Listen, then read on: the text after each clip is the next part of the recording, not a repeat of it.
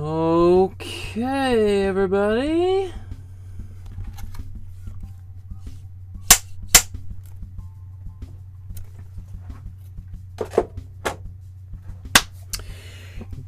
Good afternoon. Welcome to my studio. My name's Michael Markowsky, and today we're going to be recreating another painting by another one of my favorite artists. Today we're going to be looking at the work of Paul Cezanne.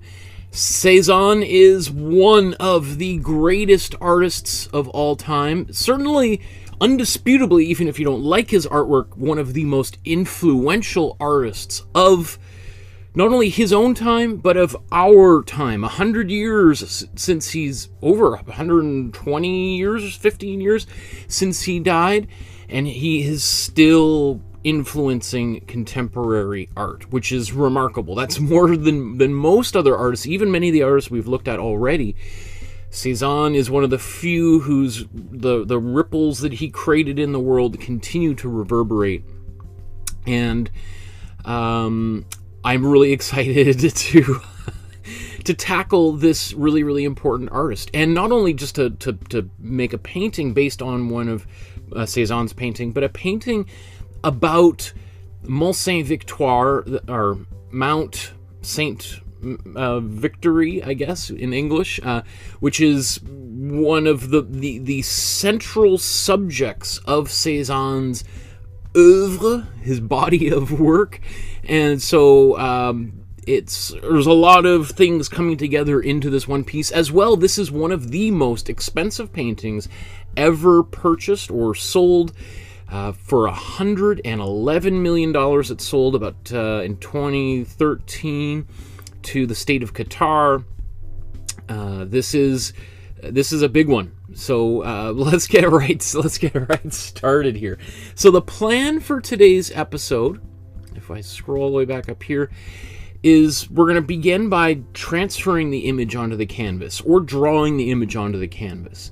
We'll talk about how we're going to do that shortly. Then we're going to apply some paint over top of that. That's what the Imprimatura is. It's really just the first layer of paint.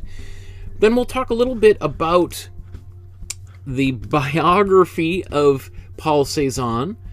And then we're going to start the actual painting of itself. I'm not sure if we're going to be doing any underpainting at all, so we might just move right into some of these colors. And the way that he painted it has a lot more to do with Cubism, which he's considered to be the grandfather of Cubism, even though there was no such word as Cubism before he died. But we may kind of play around with the general order of things, moving from background, foreground, etc. And then I'd say probably in about an hour and a half, we'll be doing our finishing touches and our side-by-side comparison, roughly in about 2 hours. So even though this is one of our Thursday paintings, which is technically one of our more complex artworks, I think that we'll wrap up in around 2 hours from now. So that's the ideal. Knock, knock, we'll see. So just before we get going, if you want to subscribe to the channel to get updates on when the new episodes are coming, there's going to be a special bonus episode this Saturday. We're going to be looking at the art of Michelangelo in celebration of his, I think, 572nd birthday, I think. His birthday's on Sunday, but anyway, hit the notification bell so you know when all those episodes are coming up, and subscribe, join the private Facebook group, which we'll talk about here shortly. And if you want to support the channel with a small donation, literally as little as $1, all of those of you who've been assisting throughout the past couple of years is why I'm still doing this, right? So let's talk about how we get an image onto the canvas. So I'm going to play a short video here. I've already done that process, and while that's playing, we'll talk over it a little bit here. So let's take a look. Whoa, and it's just leaping forward. Let's see. Whoa, whoa. Okay. So we're painting on a 9x12 sized canvas board. And you can buy these at the dollar store. You can buy them at, there's a link to an Amazon, a couple of different Amazon products in the description below, which I think are better than the ones you get at the dollar store. And they're only $1 more than the dollar version at the dollar store. You can see I've printed out this outline, and I just remembered I forgot to show you where that is. I'll show you in a second. Once I'll play this video and then we'll show this. So I just printed the outline off on my inkjet printer, and then I'm tracing it using some carbon paper. Right? Those of you old enough to remember what it was like when you used to buy things at the store using your credit card, and they used to use that machine to do an impression of your card, it's the exact same thing. Now you can see there's a lot of lines on here. This is not the way that Cezanne painted. He certainly did not do this type of thing and then paint over top of it. But for our purpose, I think this is kind of helpful. I didn't do, I think, every line. I did maybe 90% of them, just to kind of help keep this some level of structure here. But if you didn't want to draw, I mean, maybe the two main things, you'd have the outline of the mountain itself, and then maybe a couple of lines where some of these hills are. Okay, and I also tried to maybe press a little bit harder when I did them so they're more visible. Okay, and then you can see once I'm done that, I just take the tape off, and then I can reuse these. Let's say you want to do another version using a different color palette, or you wanted to try thick impasto using a palette knife, or I mean, there's lots of different ways to go about it. So let's save this, and in fact I might just keep it to the side here just in case I want to refer to anything. You can also use it for doing some touch-ups, or like sometimes I'll even paint directly on this. Okay, so once I wanted to show you where you get that file. So there's, first of all, here's the private Facebook group. I encourage you to join it, upload your artwork that you've made today. I would love to see what you've created, whether it's you're painting this painting today by Cezanne, you're painting another Cezanne painting, or something completely different. What is so cool is the amount of stuff on here. I haven't looked. That is cool. That's awesome, Paula. Wow. And this is the Matisse we did just the other day. These are great. So I think it's 2 weeks from now, not this weekend, but the week after, I'm going to go through and there'll be an episode where I give people feedback. So get your art up on here and join that group. Anyway, there's a link to the Dropbox folder, and it's in the description below. You'll see that there's a ton of files here. All of our easiest paintings are at the very top. And then 1 through 150 or whatever, those are all our more complex paintings. And today's art is in 116 here. You'll see there's 3 files. There is the original painting, and then there is 2 versions of this outline. One's a JPEG and one's a PDF. So you just print that out and then just go back to where we were, and you can transfer it onto the canvas just like we've done. Okay, so the next step, now that we've got this started here, is that we are going to get the canvas prepped with our first layer of paint. And this is a very traditional process that has been around since the Renaissance. It's an Italian technique called the Imprimatura, and it's really just the first layer of paint, right? So the way that I'm going to do this is the way that I've typically done a lot of paintings over the past little while.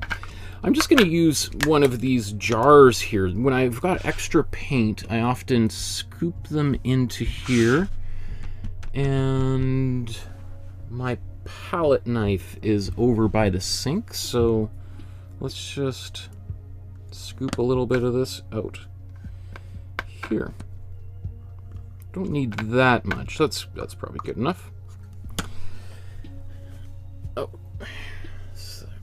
So basically I just scooped about as much paint out as toothpaste on my toothbrush, right? Should be all that I need for a canvas this side. I'm painting on a 9x12 sized canvas. And I'm going to put some water in here. This is the only time I ever put water on my canvas, or in my paint, or on my canvas. Same thing, I guess, right? And I'm going to give it a good stir. Stir it up. Imprimatura. Stir it up.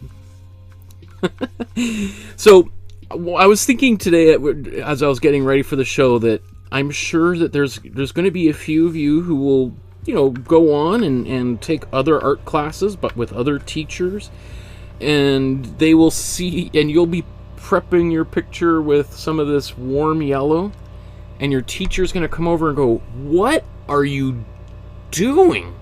That's crazy. Why are you, like, where did you get that idea?" And you'll say, "Oh, I've been doing these paintings with this guy online, and this is what he does to begin, is he uses this warm yellow, and he does this for every painting."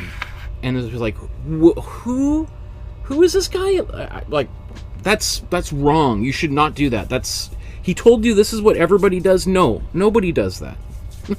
All of which would be true.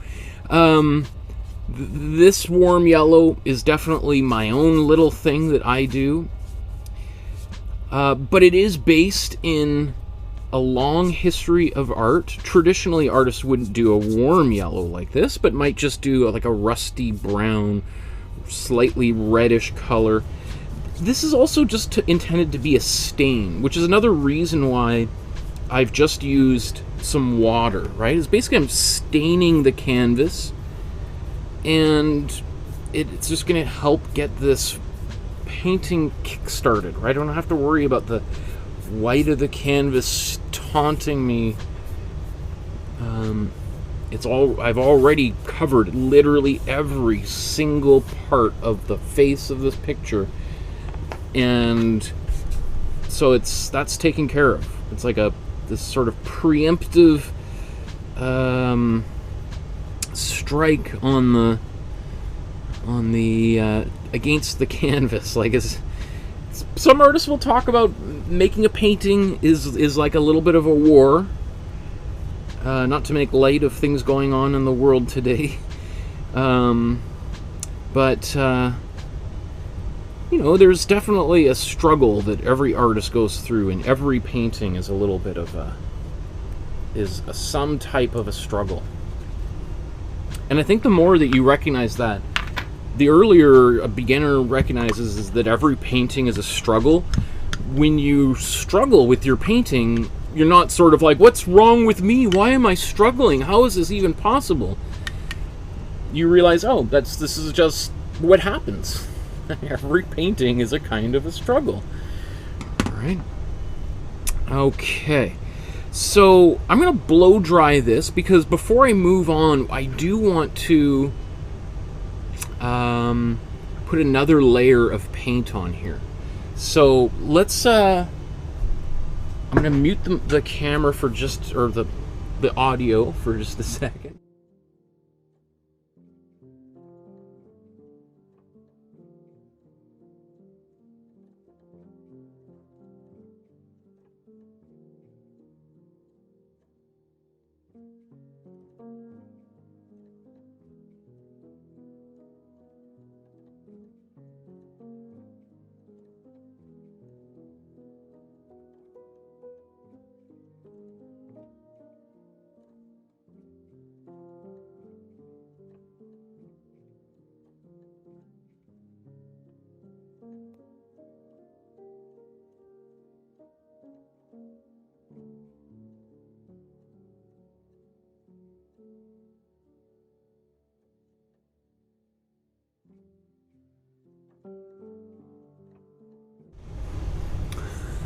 lots of comments in the chat about the price of this painting. $111 million for this painting. It's the 38th most expensive painting ever sold. Because one of the things that I'm doing over the course of the next year, really all the way up until September, is working our way up to number 1, which currently is the Salvator Mundi by Leonardo da Vinci, if you in fact believe it was by Leonardo da Vinci. Anyway, let's start getting some paint on here. And maybe before I even start putting this paint on here, one of the things that I've started to do recently, just based on feedback from you guys, is just to talk a little bit about the colors that I'm actually using here.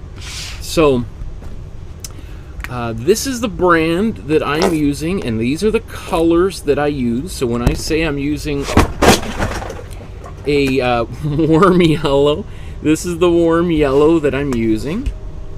And of course, it's really important to drop all of your paints on the floor at least once a painting session. That's the hallmark of a professional artist, is making a disaster, apparently. So, or at least laughing about it, right? So anyway, this is the brand that I'm using. Here's another brand and the colors that I suggest. Here's another one. Here's another one. All of these will do just fine. Artist Loft. This is Michael's Art Supply. This is their brand. Buzz, Peebo, Holbein, and Dyler Rowney. Right? They usually make mostly oil paints, but this is their System 3 acrylic line. Anyway, I'll just show you. This is the paint that I just put on the palette. Again, what you just saw there. And my tube of white just disappeared, so let's get a new tube. Somewhere in here. This studio's been a disaster for a while. One of these days I'll clean it up. Okay, so I'm gonna... Where should I do this? Yeah, let's just do this right here in the center. Maybe that's a little too much white, but... So what I wanted to do is I want to coat this again. Still, this is not technically part of our Imprimatura. This is just now putting another coat on, kind of like a little bit going backwards. But I want to make it, I want to get this kind of tan-like color, because one of the things that Cezanne is famous for, or infamous for, is leaving areas of the canvas bare or blank, or the canvas showing through, whatever way you want to think about it. For some people, it's the look of an unfinished painting, and and obviously Cezanne, he made hundreds and hundreds of paintings that all feature this bare canvas showing through. So obviously he did it deliberately, and probably as part of a provocative gesture to in sort of response to some of the criticism that he got, which he faced a lot of criticism of during his life. And I think this is just another one of his ways to sort of almost embrace the criticism that he was getting. Okay, so to get that color, I've got some white down here. I put way too much on, so I'm not going to use all of it. But what I want to start, I want to mix a little bit of a cooler brown so it goes into the background. So I'm going to take some cool yellow. I'm not going to really need to make that big of a mixture, but let's just start here. Cool yellow, a little bit of cool blue, and a little bit of cool red. So the majority of this is our cool yellow.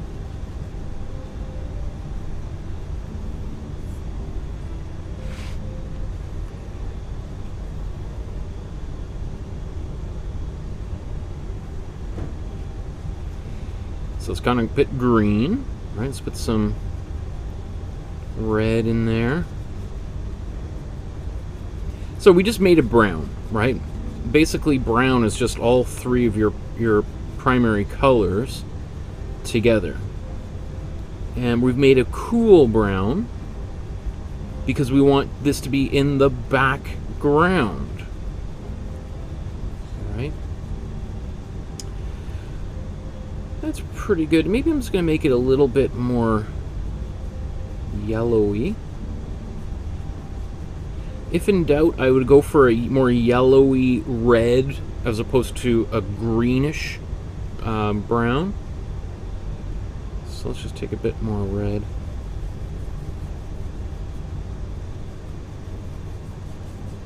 That's a really nice brown. Okay. So now what I'm going to do is I'm going to take this white, and that might be all the white that I'm going to need. I'm going to take that white, and then I'm going to take a little bit of this color and just mix this into here. Let's get a bit more of it.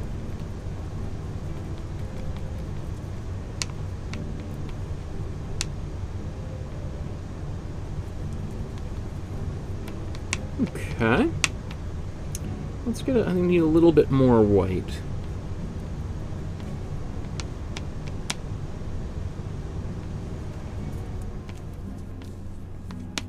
Okay. Now what I'm going to do is I'm going to add some matte medium here.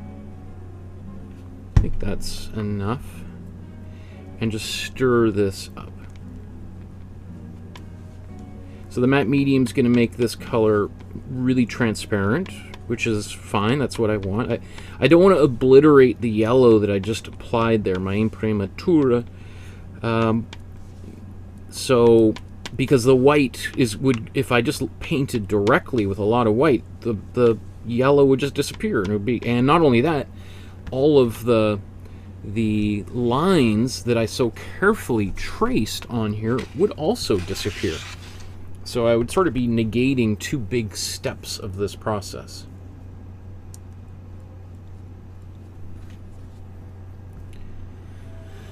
Okay. So I would also just err on the side of, if you're thinking it's going to be too opaque, it's always, I think, best to err on the side of making it less opaque, more transparent, and then you can just add another layer afterwards.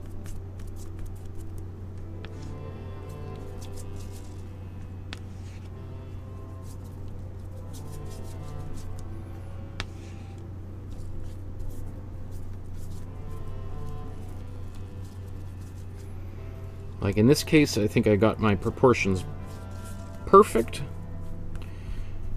I don't always do it, as you know, there's definitely times where I put this layer on and I've gone way too thick and it's way more opaque than it should be. You know, I should not boast until it's done. You know, it's like a chef boasting about how delicious the meal is before it's been served. My wife and I love watching those cooking shows, and you always know when someone is about to be eliminated from one of those competitions where they're like, yeah, I think I did a great job. I'm definitely going to be in the top 3 tonight. And then you're like, oh man, they're going home. Yeah, anytime anybody shows any, like arrogance or whatever, it's like, oh, it was nice knowing you, buddy. And, I was probably right to not talk so soon because it's a little bit patchy here, so serves me right. But again, we're going to cover most of the canvas here with paint. It's just kind of nice for me to... yeah. Okay, so I just got that blue in there. So it looks, I guess I'm done. I guess I'm done doing this. Because, yeah, if I start trying to... That's done. Sometimes you just... Again, that's the happy accident right there. That's Bob Ross. You gotta roll with it. If anything, that's one of the in all seriousness, one of the great lessons that art teaches me is to just roll with things. That there's only so much I can control, and come to think that there's only so much I want to control, right? Giving up a little bit of control is probably something we could all use a little bit of, right?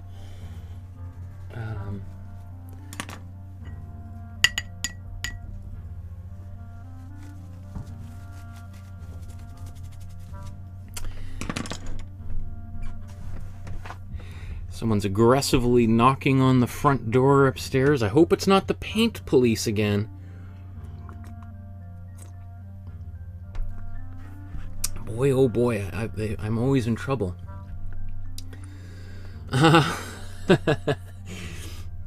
So I see... Lori says, Michael, why isn't your sweater covered in paint? Are you that neat, or do you have a secret of getting paint out of clothing?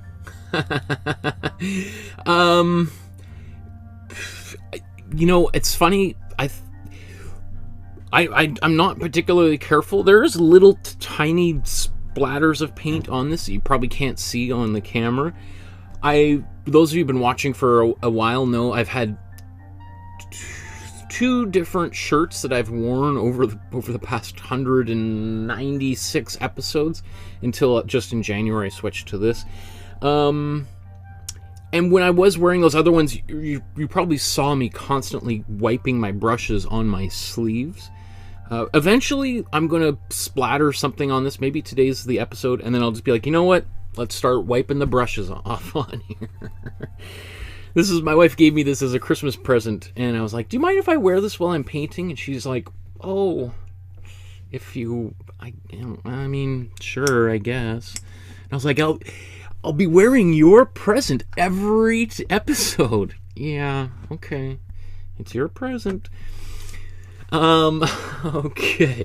So let's let this dry slowly. You can see it's a little bit patchy down here, but because so much of this painting is going to be covered up, I think it's going to look pretty good. But we'll see. Again, maybe I shouldn't say too much until we've actually got there.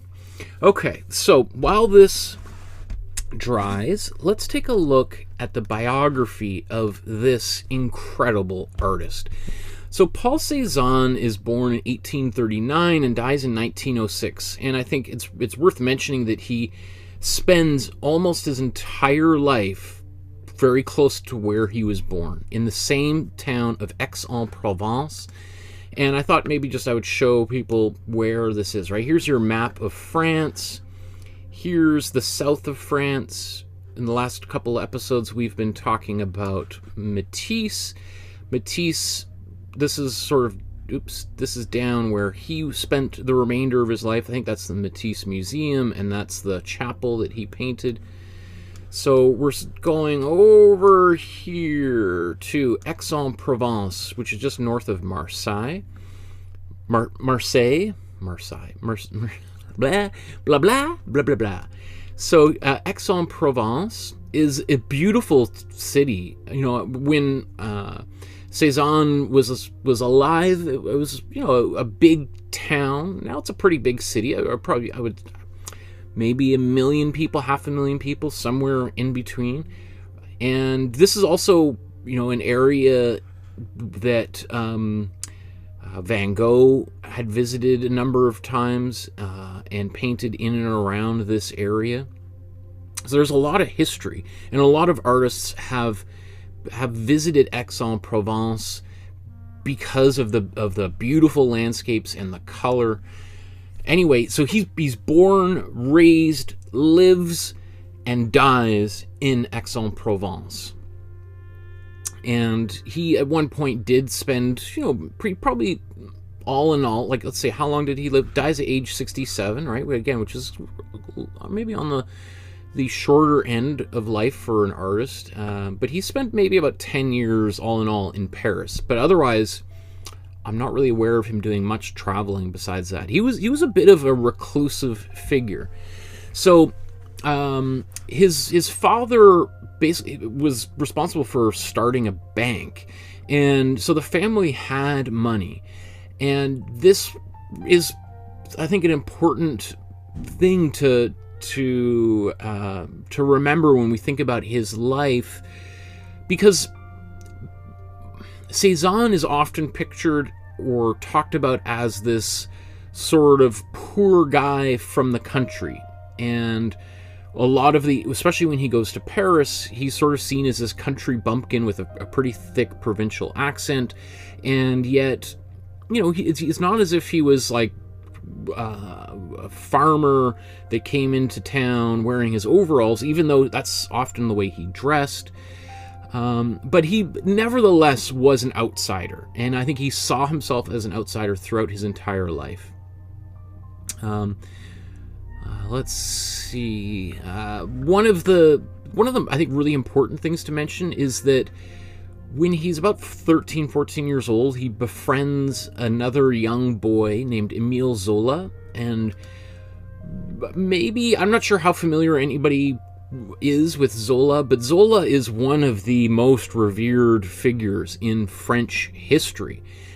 Certainly more well known than Paul Cézanne, but within the literature communities, Zola is very well known, and particularly for his role in what is called the Dreyfus Affair. I don't know if that's, I'm sure if we look at Zola, but maybe we'll talk about that as we go here, because Zola plays a pretty big part in Paul Cézanne's life.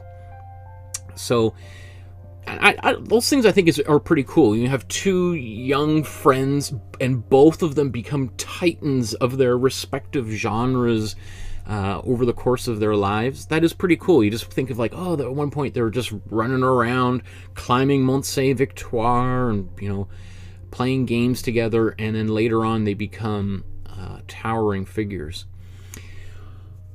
So originally, Cezanne intended to become a lawyer and to kind of follow in the business footsteps of his father. And so he begins university to study law, and he makes he starts taking some drawing classes while he's in university, as often students do in a university where there's multiple disciplines. And he gets the bug for it, as many of you know what that's like. Once you start painting and drawing, it takes a hold of you, right? And so that's what happens to Cezanne. And he gets really, really excited about making art. And again, he's got this friend, Zola. And I don't really know too much about Zola's biography, other than the fact that Zola really encourages Cezanne to pursue art and to drop out of school and go to study art, which is exactly what Cezanne does. And Cezanne moves to Paris, like Zola has already moved to Paris, right? So again, this childhood friend goes to the big city, and Zola's writing letters back to Cezanne. Got some kind of hair or something on my nose itching me. So Zola writes to Cezanne, is like, dude, you gotta come to Paris. Like, it is so cool. Like, you can do anything here. There's you know, we can go for drinks at night, and we can go meet all these cool people. All the great artists are here at the time. All the greatest poets and writers are here. This is like everything we dreamed about. You gotta move to Paris.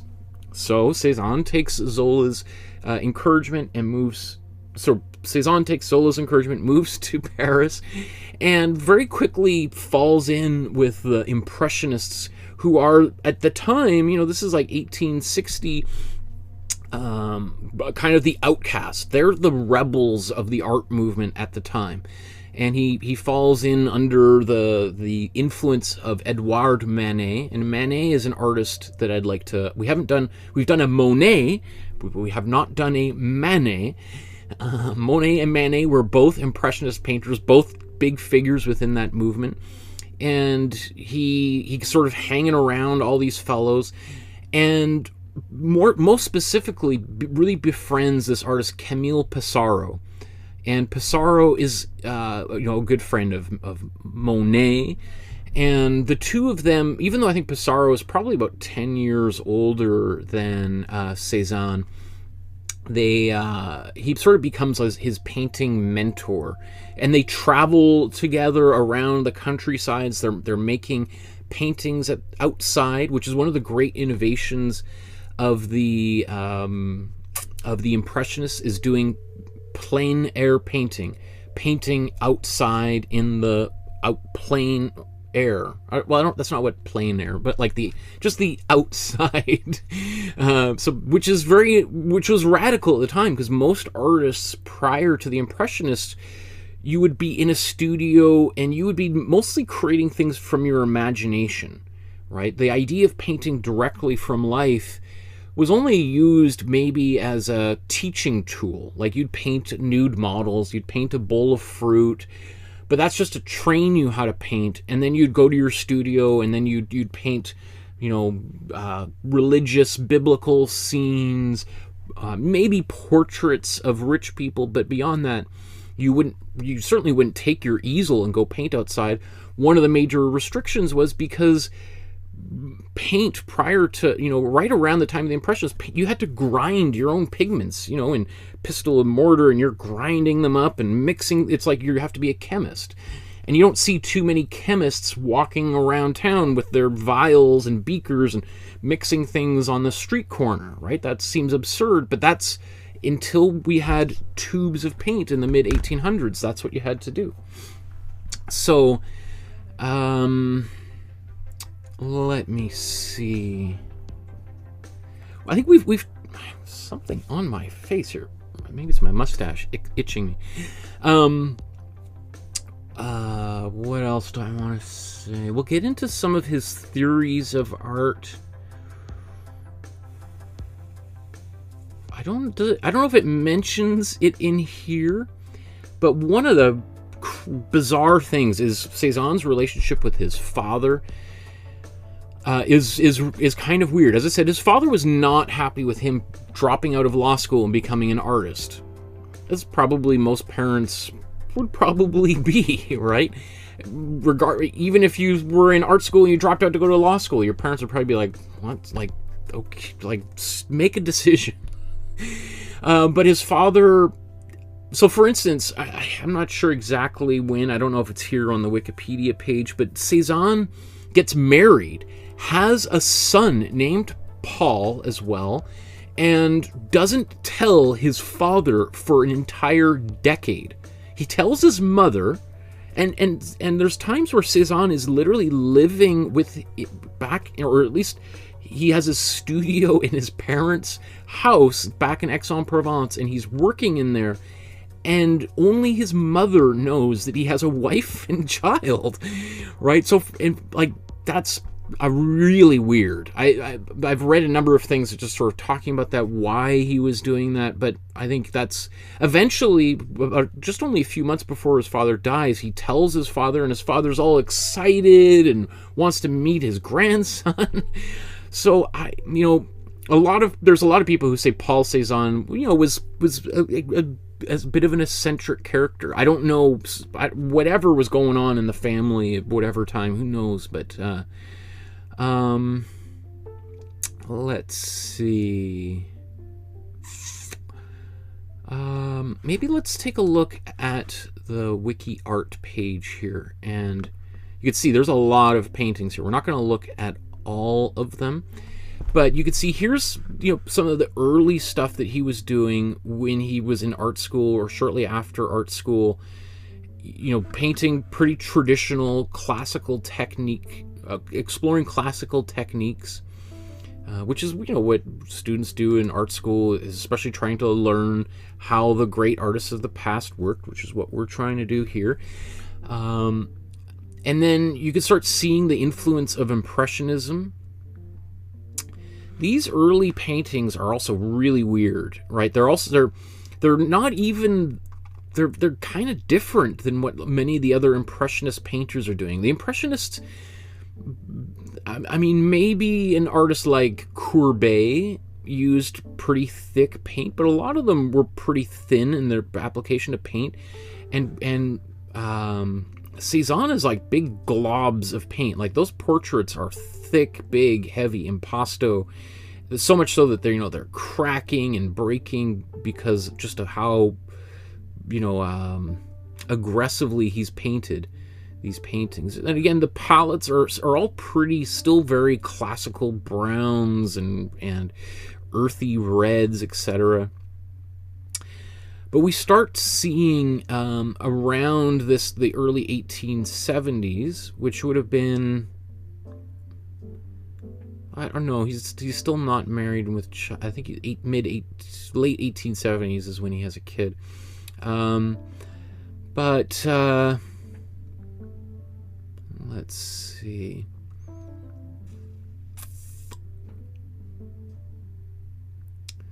trying to think where we really start seeing this kind of a change in his work. You know, one of the things, like some of these paintings look like they could have been made by Matisse, right? And both Picasso and Matisse saw Cezanne as being their, like, I think Picasso literally talks about Cezanne as being his father, as his like true father, or his art father, or spiritual father, whatever way you want to think about it. And Matisse, I don't think he used quite that language, but certainly saw a debt that he owed to Cezanne for sort of breaking the color down and sort of blowing the forms of things open. I just want to get to a point here where we really, okay, so here's where we start seeing some of the more distinctive aspects of Cezanne's career. We start seeing the particular color palette that he uses. He uses this kind of triadic palette of like greens, orange, browns, and blues. Right? Those become like the three dominant colors in his work. And, you know, obviously he uses other colors at other times, but that is really the most iconic part of his, maybe the most iconic thing that is most easily visible is the palette, and that very, he uses other colors, but those are the three most dominant. You can see he's kind of obsessed with the bathers, which is something that a lot of the other Impressionists were thinking about, this idyllic, these scenes of people, nude men and women, bathing by the water, which is this very romantic idea of like pre-civilization,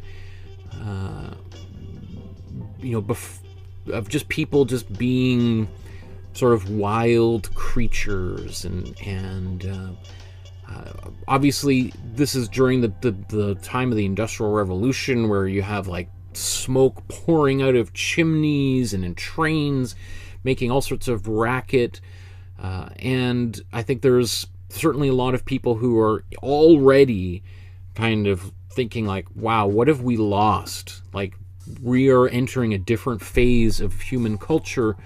And remember those days where we used to all just bathe in the river? Which I'm sure none of them ever did, but that was certainly one of the things that they had some nostalgia for. I want to get painting here in just a few moments, but I wanted to... Where do we really see that distinctive... Okay, one of the things Cezanne is also known for is doing a lot of watercolors, and he's a master at watercolor and uses watercolor maybe in a different way, in a very modern way, with like sort of like almost in a way that we see in Chinese art, where we have like you know, big blobs of very thin color. And I don't think we've looked at some Chinese artists that have made... I have to think about it, but there's... Maybe we did.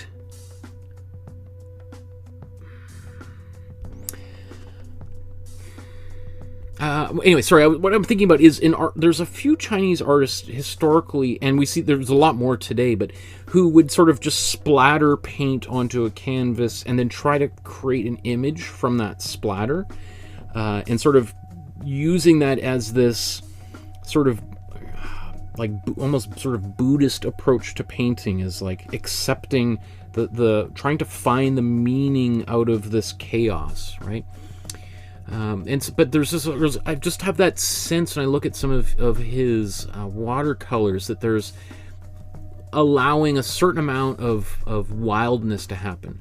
Now, having said that, one of the things, so Cezanne, again, he's friends with a lot of these impressionists. He's really good friends with Pissarro, obviously. He becomes really good friends with Monet, and Manet was a kind of a mentor figure for him. But one of the things that he kind of comes a little bit of, he rubs heads against with the Impressionists, is that he sees the Impressionists as being maybe too expressive. Like he really appreciates, even though he doesn't paint in a classical style, he appreciated the kind of intellectual vigor that the great artists from the past brought to their paintings, specifically the way that they were composed.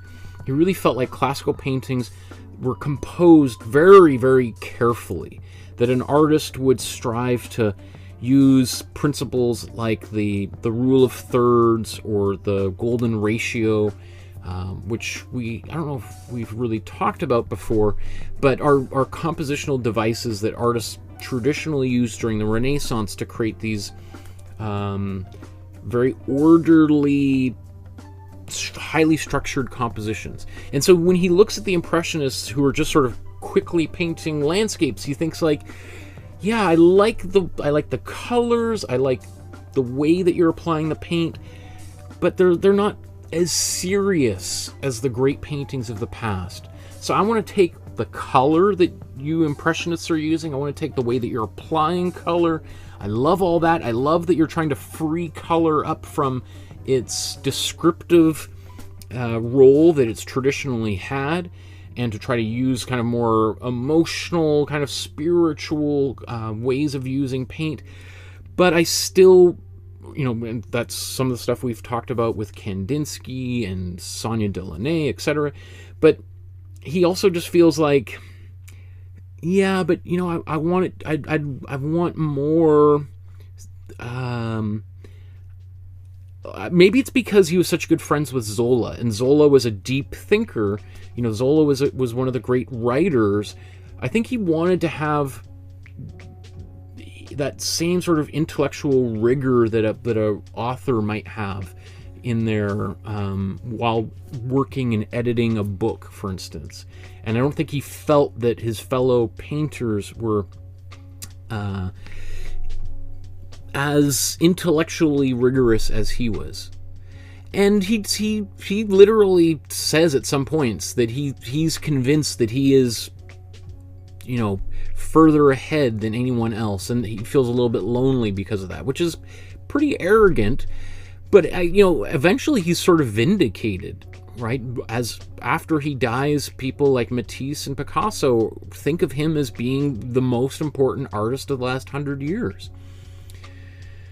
Okay, so so I think now we're really into his mature period at this point, and I think it's worth maybe now just kind of jumping back to our today's painting, because I think you could just see like these greens and oranges and blues are just the dominant palette in everything. But one of actually, I should, what's his name? Earl Laurent. Okay, so this, I think I may have mentioned a long time ago, this book by Earl Laurent. This is a very famous book that was released, I'm not sure it was, okay, so it came out after he died in the 1920s, so it's been around for a long time. But this book argues for like the very serious approach of Cezanne in his paintings. It's a great book. It's also kind of bizarre and in that he has all of these wonderful diagrams. Kind of, here's a good example where he sort of shows all of these different viewpoints, all of these lines over top, like to kind of show how rigorously composed these compositions were. I mean, I think it's super interesting. Do I really think Cezanne was this almost pseudo-scientific about his painting practice? I don't know. I just don't. Wow. Okay, we gotta start making this painting here. So yeah. Let's get going. I just have to like make an abrupt stop, otherwise I'm just gonna continue. Okay, so for our underpainting, do we need to do any underpainting? So traditionally, underpainting, we've talked about, there's different definitions for what an underpainting could be, and I've probably used them interchangeably, but as I've been sort of trying to get my story straight, have kind of adopted maybe a little bit more of a traditional approach to what underpainting is really just the line work, and the composition is what the underpainting can be. Some other people will talk about underpainting as literally painting in big areas of color, and I've probably said that also at some point. But I think what I want to do is try to get this grayish, cool blue in here and use that as a bit of an outlining feature, which I think is exactly what he would have done. So this sort of color that he's using in here. So to do that color, what I'm going to do is take my cool blue, and actually, you know what, maybe, yeah, let's mix a big batch of this. Okay, so what I'm going to do basically is make a gray. And so I'm going to take my cool blue and my warm red, mix that together,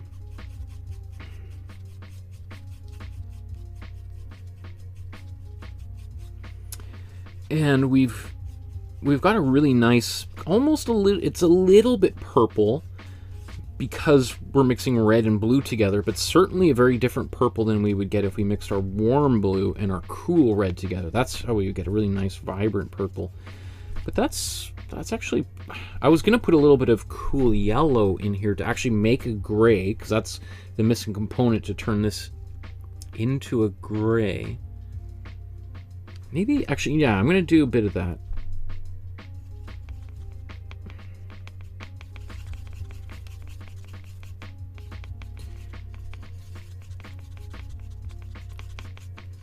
Now, if I put even more red and yellow in here, I'm going to get more of a gray, but I kind of like what this color is. It's still not gray. It's basically like what we call like a Prussian blue, like it's like just very muted, very little saturation, and I actually really like that. So if I wanted, like, let's say if I want to make a gray, I could just take a bit more. I don't even know why I'm doing this. I guess I just want to show that this is how we would get gray. Now I got it brown because I need more blue.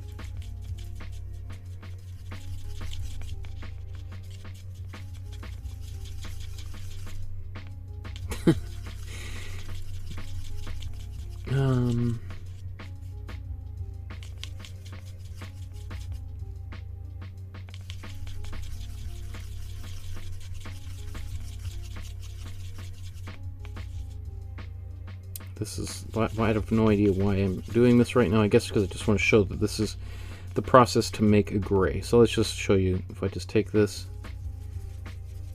there's our gray, right? So I just kind of stopped a little bit short of getting it right to that gray. We've still got a little bit more blue. So it's basically like a blue dominant gray. It's going to give us this more of a Prussian blue quality. Okay, so let's take this color and wonder if this is going to be too dark. So, you know what? I'm going to take, actually, I will take a little bit of white. Mix this in here. You can see it kind of lightening up the difference between that and that, right? Obvious. This is not quite a gray, but I think I put a little bit too much white in there. Oops, let's get this. No.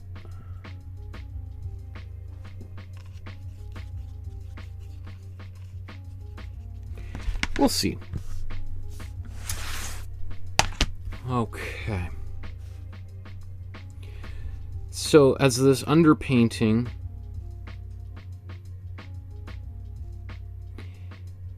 I also think you know, this is the way that I'm holding my paintbrush, like pretty far away.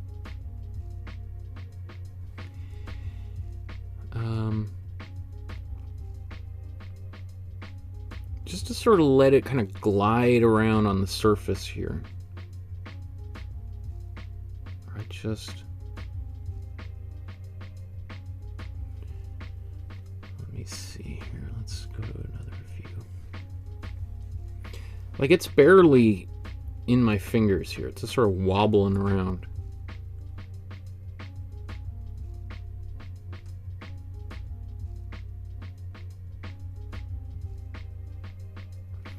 And if you paint like this, it is really fun just to have that experience of playing, letting the paint kind of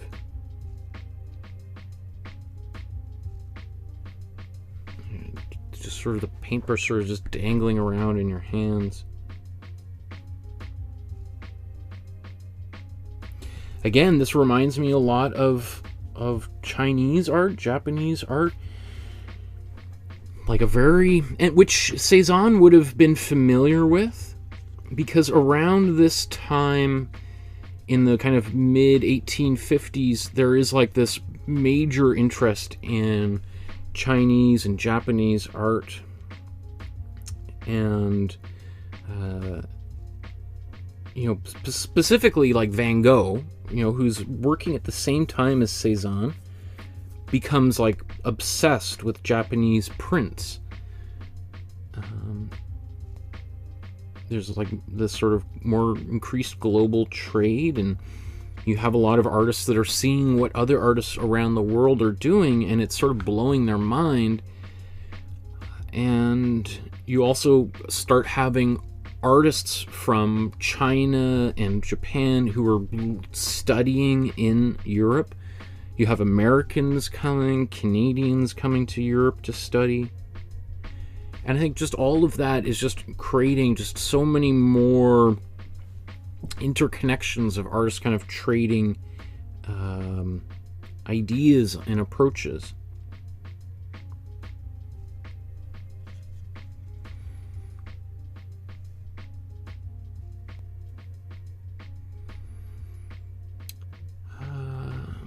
So what I'm trying to do here, and I'll go back to this, is I'm just trying to get the major blocks of things in here, the kind of these big movements of shapes.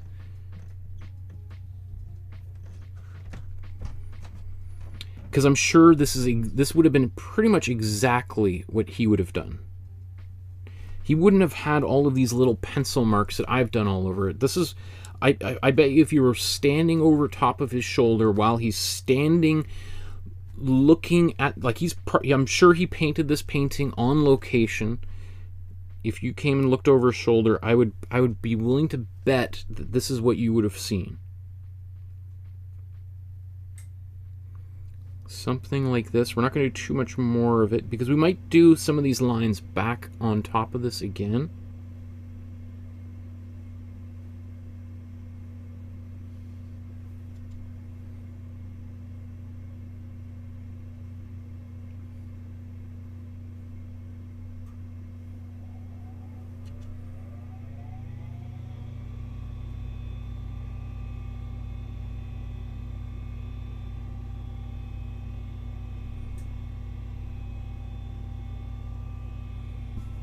Okay, so I think that's good. That would be our version of an underpainting.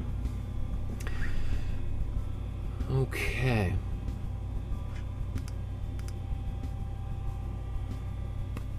Wow, so many comments.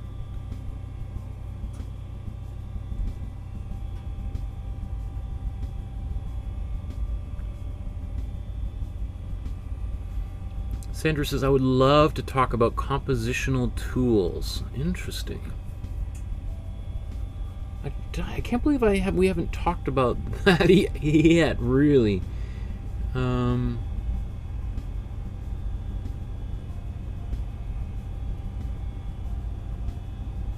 It looks like there's some really interesting conversation. We're going to come back, maybe towards the end.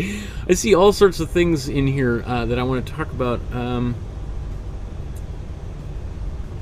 Lolly says, I love your color mixing, Michael. I still struggle and find myself making mistakes and not really understanding why. Is it just practice? Yeah, probably. Like, I wonder if you're using what the colors you're using are. That could be a big issue of why the colors aren't turning out. So really just making sure that you've got warm and cool of each of your reds and yellows and blues. I think that would be a major thing, just to make sure, because, you know, we talked about earlier, if you have two colors that are still two reds that are too warm, then you're not going to get any really good purples, right? Or if your blues are both warm, then you're not really going to get any good greens. They're all going to be kind of more darker greens. Oranges are usually they're not, you're not going to see the level of fluctuation you would see, but that would be my question: is that happening? And you know, it's possible that maybe I made a mistake with some of my suggestions of other brands of paint that maybe not working as well as this one does. So certainly, if you want to put in the chat there, Lolly, what colors you're using, we could do a little. I could see if I could investigate and figure out why some of those colors, like, and maybe tell me specifically what color is that you're not, that's just not coming out the way you want. You know, mixing that up, like for instance that black and the gray, you could see that it, you know, again, these are the exact same three colors: cool blue, cool yellow, and cool red. Or sorry, cool yellow, cool blue, and warm red. All three of these together make these two different colors, but it's just those ratios get very different results, right? And it's, maybe I make it look easy because I've been doing it for 20 years, so I can completely understand why it could be a little bit tricky. And I think it just comes with practice beyond that. Okay. So, sorry, let's get back to this. So, let's move on to our background. So we're going to start putting some colors into the sky, even, you know, into the mountains, because I'm not sure necessarily if he's using a very limited palette here. I mean, we've got some warmer blues, despite what we've painted down here. These are still, there's a bit of a warmer color, at least compared to this cooler blue here. So I don't know just offhand if he's using like our warm and cool colors as we've been using it. I really think he was deliberately trying to be provocative and trying to do things differently. But let's start out with a cooler blue for the sky up here. And one of the things I want to do as well is I want to use a kind of a smallish brush. Like, you know, if we were going to paint a bunch of blue into the sky, you know, we might go for a much larger brush. We might go for a pretty big brush. With Cezanne, I'm going to try to stay pretty small. Like, that's one of the big features of his work is the brushes, the brush strokes, and the direction of the brush strokes is huge. That's maybe, if anything, we come away with from today's episode. That's what we will be thinking about. So anyway, I'm going to take this cool blue. I'm going to mix it over here with in my warm blue area here. So this cool blue, and then I'm going to take some white and mix this in here. Now, if I just take, we want this view here. If I just take this cool blue and white and paint it right now, it's going to be just crazy bright, right? It's still going to have, even though it's been tinted, just compared to the original, we just don't have a color of that that looks like that anywhere here. So instead, I'm going to take a bit of the same color that I just mixed and just mix this into here a little bit. And it just sort of muddies that color down a little bit, makes it a little bit more gray. And we're going to add a little bit more blue back into it, like especially when we get into some of these areas. But I think that's pretty good. If we just sort of compare a little bit more white. And I'm also going to add a little bit of matte medium in here as well, just to make it a little bit more transparent. Because I think that he sort of paints he's painting in oil paint. This painting is an oil painting. But he sort of paints a little bit like a watercolorist. So again, we've talked about how he likes allowing some of the background, the canvas to show through. So we want to see if we can get a little bit of that. So let's just start painting in here.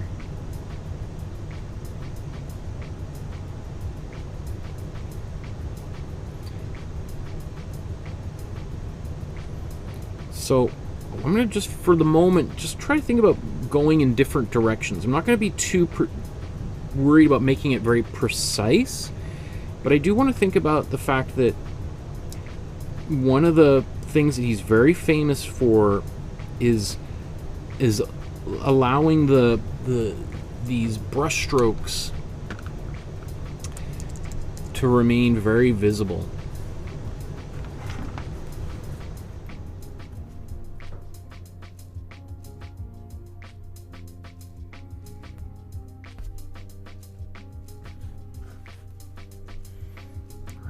Paint this in here.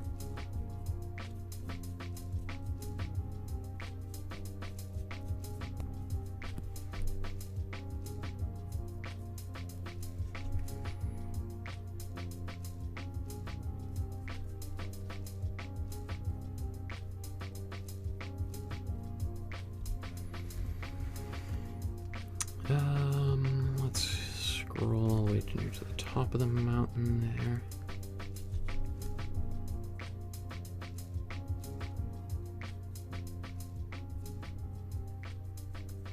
So just like a watercolorist, we got to be kind of a little bit mindful of not going too wild. If we want to keep some of the background visible, you know, I've got my paints a little bit more transparent because I'm using some matte medium in there. So you got to be careful about just getting too heavy with your paint, right? Now this is a little bit maybe cooler. I could have a bit of more warm blue in here to make it a bit more of a cobalt kind of quality, but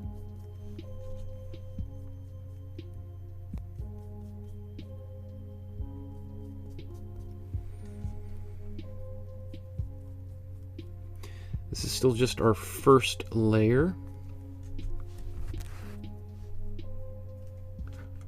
It's the edge of that.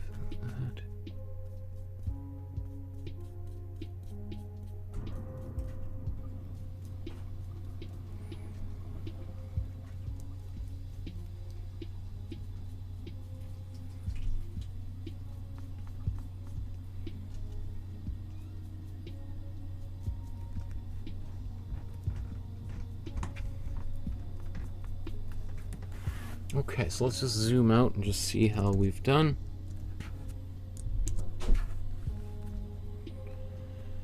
All right, so you can see this, it's almost like kind of cross-hatching that we do in drawing. There's a little bit of that kind of technique in here. Now let's take a bit of our cool yellow. I'm going to put this down to the side here. I'm just going to scoop some of this paint out.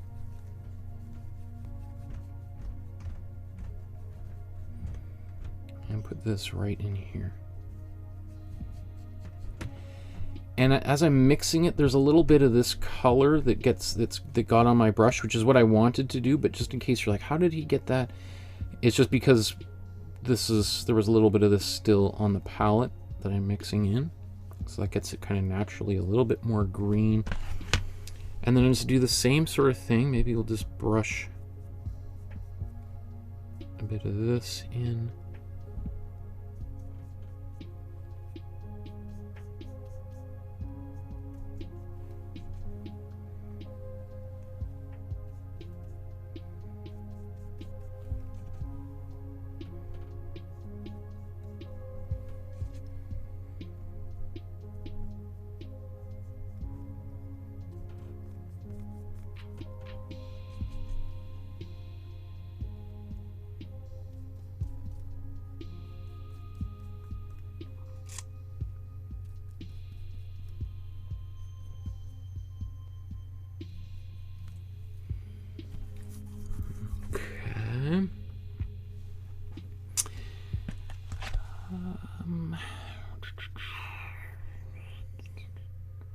Just going to add a bit more yellow in there. Not too much, but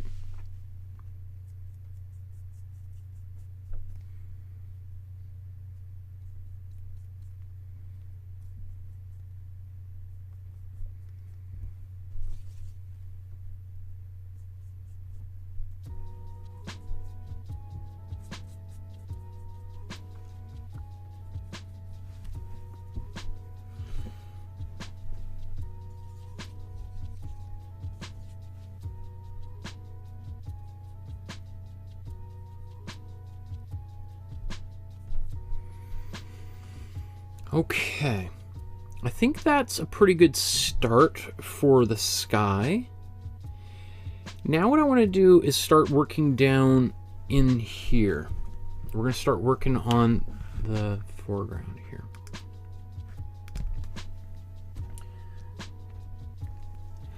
Okay, so we got our background started. We're going to do a little bit more in the background. In fact, I'm going to take some of the warm colors, put a little bit of them in the sky, because the sky the sky reflects some light down onto the ground, and the ground reflects light back into the sky. So often we have some of those same colors repeating, but we've got our sky. So let's now move into the area below. Okay. So I'm just going to wipe this paint off of my brush.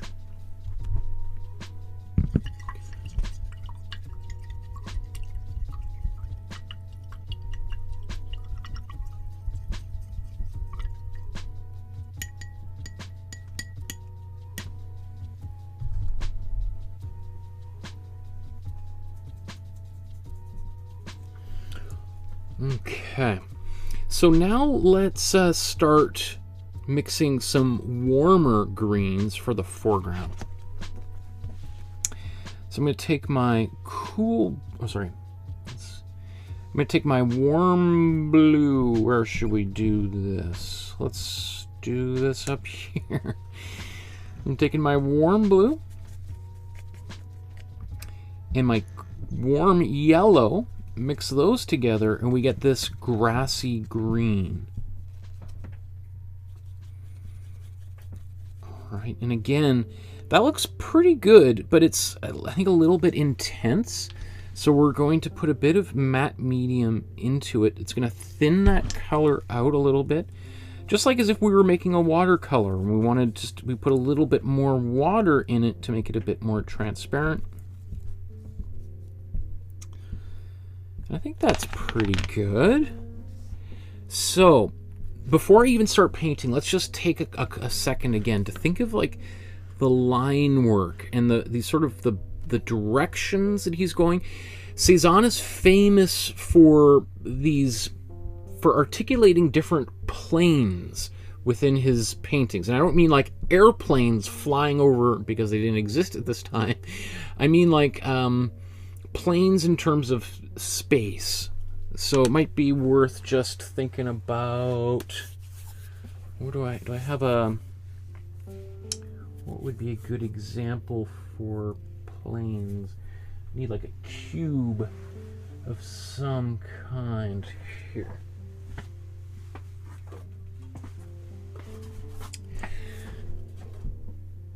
So here's like a box of tea, right? And so I think planes might be easier to think about just in terms of a cube or a block. Like, so here's a plane, here's a plane, here's a plane, or different surfaces, right? And they're going to reflect different types of qualities and amounts of light, different values.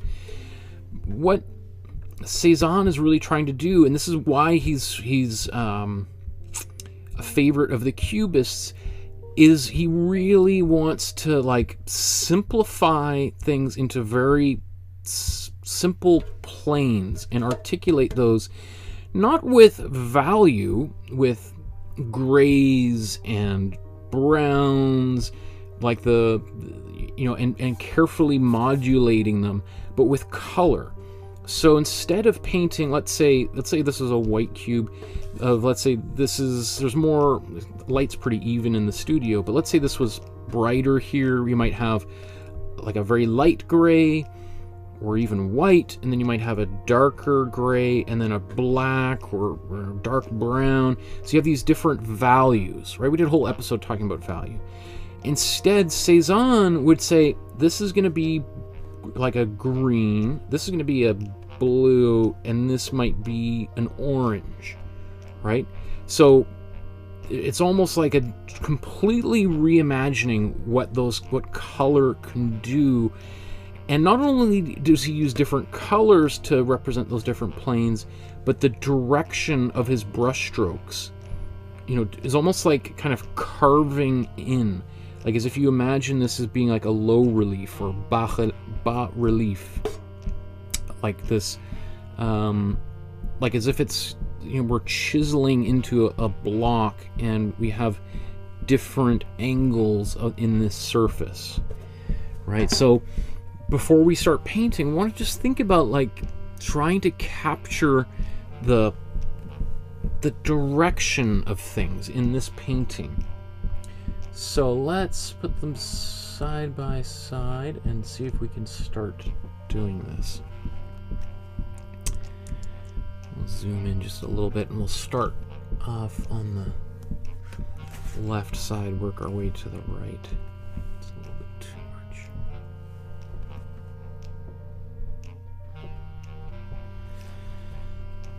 much. Okay. So this is where we can spend a lot of time, just going in different directions.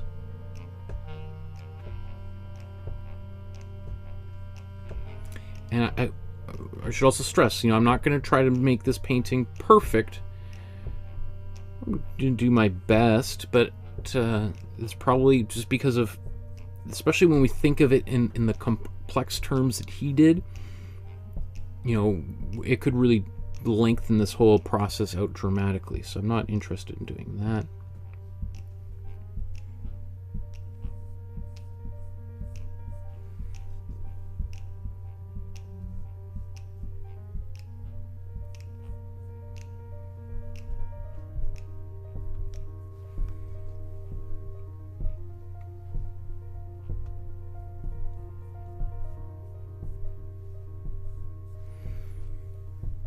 So I'm just gonna do a pass with a color like this. This is my warm green, and you can see it's very different than what we have up here. Even though it's maybe I've amped it up a bit more than what the differences between his colors are in the sky. But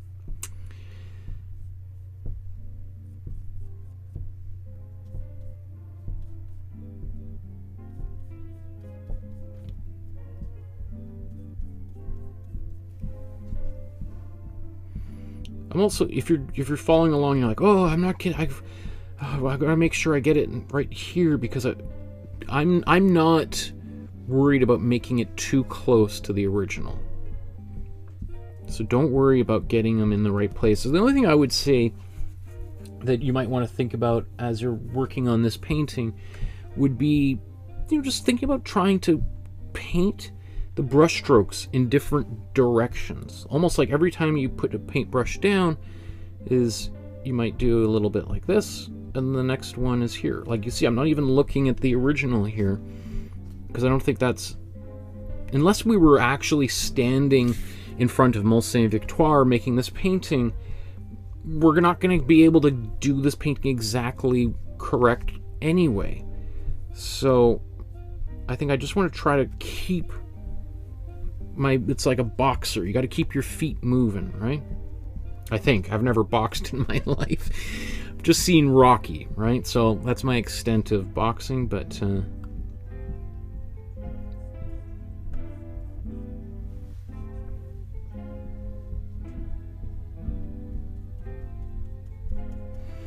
I just want to, again, keep your brush strokes visible here. That's such a major feature of his work, that if we had a really carefully blended painting, it might look like a really beautiful mountain, but it certainly wouldn't be a Cezanne.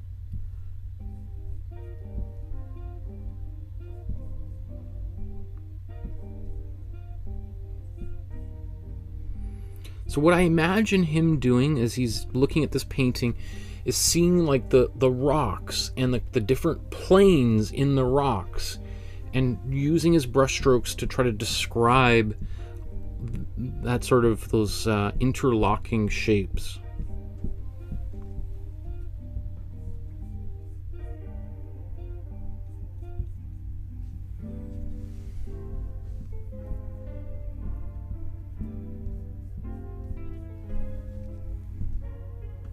So all I'm really doing is just kind of thinking, okay, let's just try to get as much of the colors in the generally the right places, and then we'll move on.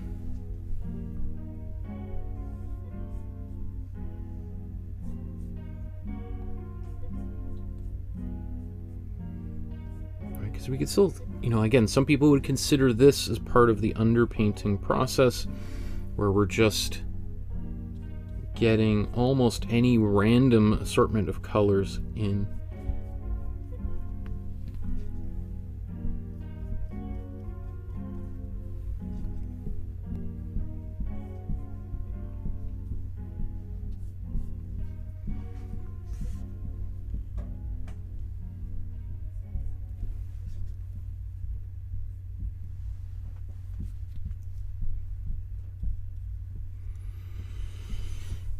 Okay, so let's just take a look at that.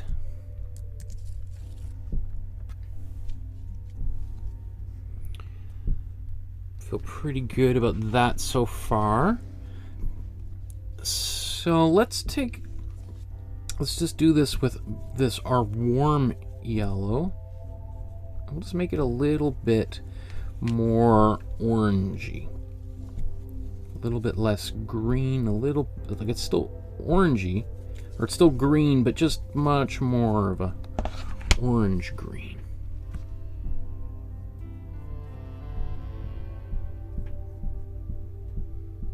So it doesn't seem too different than what we were just doing.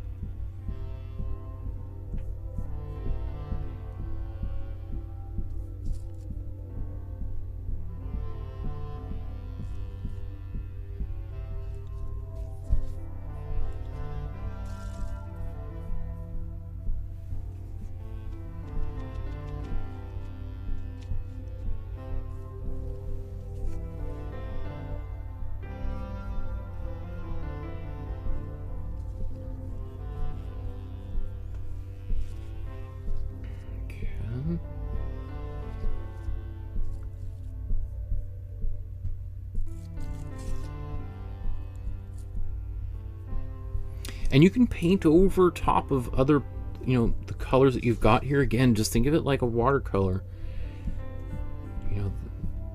layering paint on top of one another is such an important part of that material.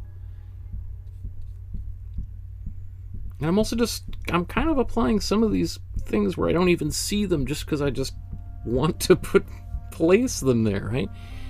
So, okay. So how about now that I got that, I'm going to take a little bit of white. I want to make a bit of a peachy color, because we could see there's this kind of peachiness in and around a few places. So taking that white and red, ooh, that was a little bit much. More than I wanted, but let's just take a bit of that green a little bit back. Okay, and I think I need, that's a little bit opaque, so I'm going to put some, I was going to say a little bit, I put a lot of matte medium in there, so let's just mix that in. It's going to make it much thinner.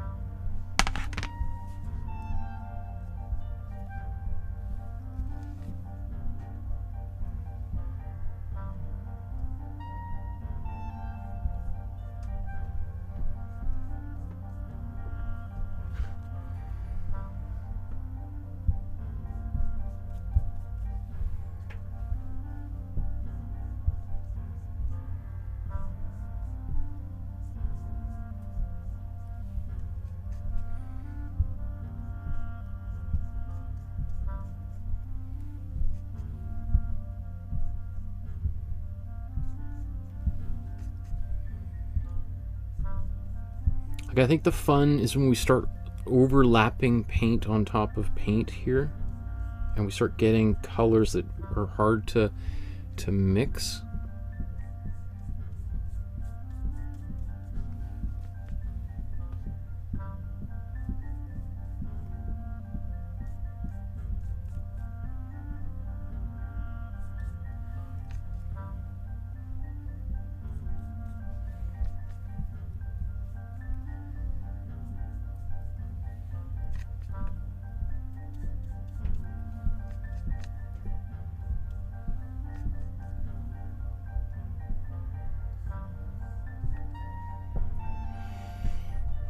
Okay, and we can always come back and put more color in here as well, right? And I don't know whether he started from the darks and worked his way to the lights, or did we? I have no idea. I tend personally to kind of go from lighter to darker, but there's no rule against doing it the other way. I also think I get the feeling that Cezanne would be very slow and methodical about painting. That maybe a painting like today's painting could have taken him 3 or 4 hours at least. And maybe he would have then continued working at a studio. Like, the image I get in my mind of Cezanne is it maybe starting it, getting pretty close to being finished, and then going back to his studio and doing what a lot of artists, in cliches, sitting there with a cigarette. Oh,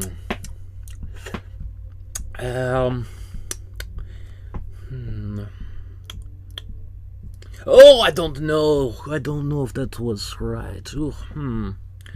Best to have another glass of wine. I mean that I love French. One of our daughter's middle names is French. If there's any place on earth I would move, would be to France. I love everything about French culture. Most things about French culture.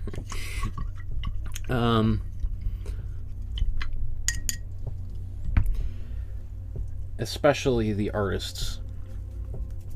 But just that idea of, again, if you think of, like, probably if he, when he was painting with Pissarro would be just like zip, zip, zip, zip, zip, zip, zip, zip, painting like really wild. And I can just imagine Cezanne standing there watching him thinking, like, but you're there's no thought and consideration into the way everything is composed. Like, how do you work so fast? Like, I'm sure he was like, it's amazing watching somebody paint that quickly, but it's not as rigorous intellectually as I would have liked it to be. Okay, so I'm gonna move into some blues here. So I've got this green that I was using here. I'm gonna now take some of my, and we did this. Oh, here's, sorry, this is where my blue is. I'm gonna take more of this blue and less green, mix this into here.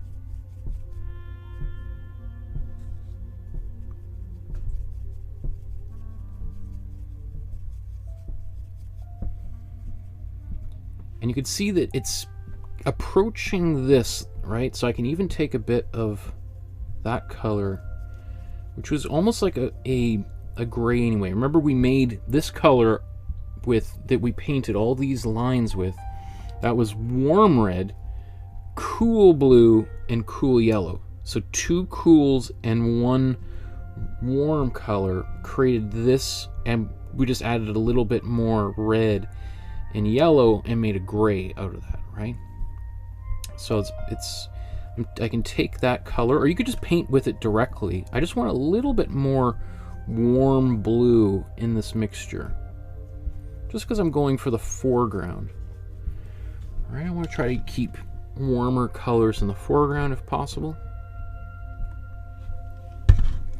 And putting a bit of that matte medium in here, again, just to keep it a little bit more on the transparent side of things. Okay.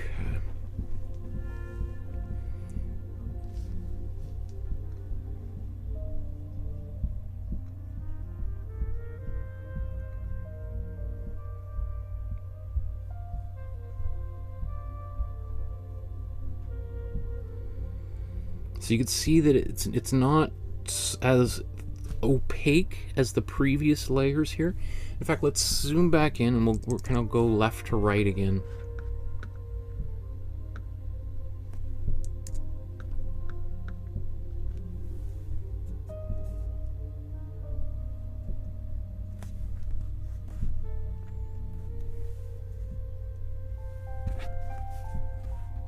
So let's start on the left here, just like that.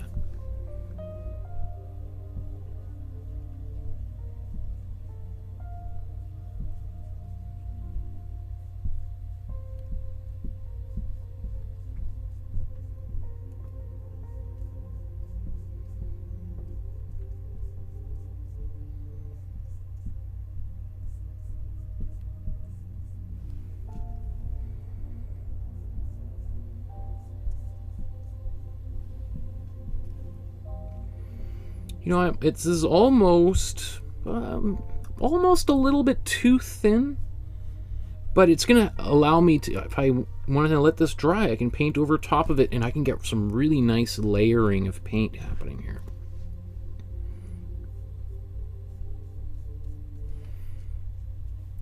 So I always say, like, if you're a little bit of a timid painter, beginner painter, painting with like glazes and thinner paints might be more satisfying because you'll have a little bit more control. It takes a little bit more time, but if you're afraid of quote-unquote making a mistake, having a little bit more transparent paint will sort of maybe take a little bit of pressure off.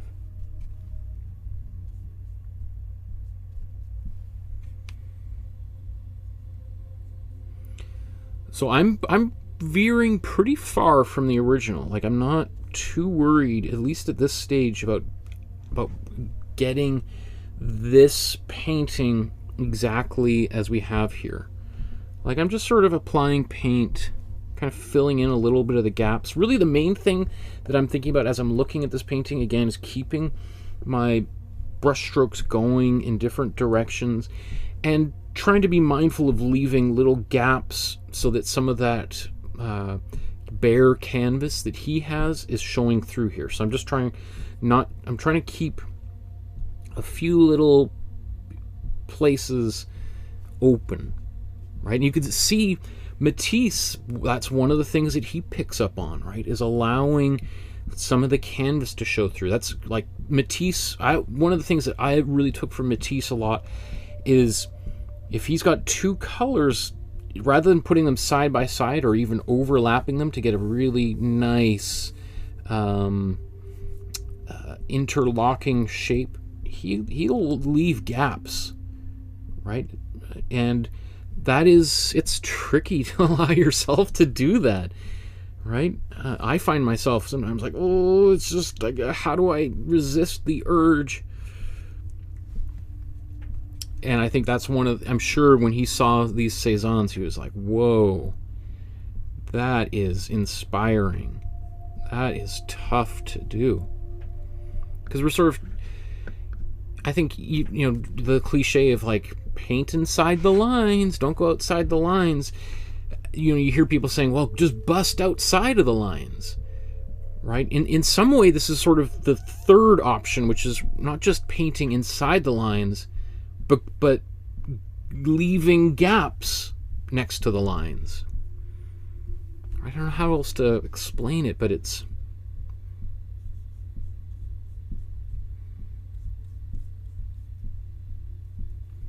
This is the edge of... Lolly says, don't forget to thumbs up. I appreciate that. That's great. I'm going to have to put you on the payroll, Lolly.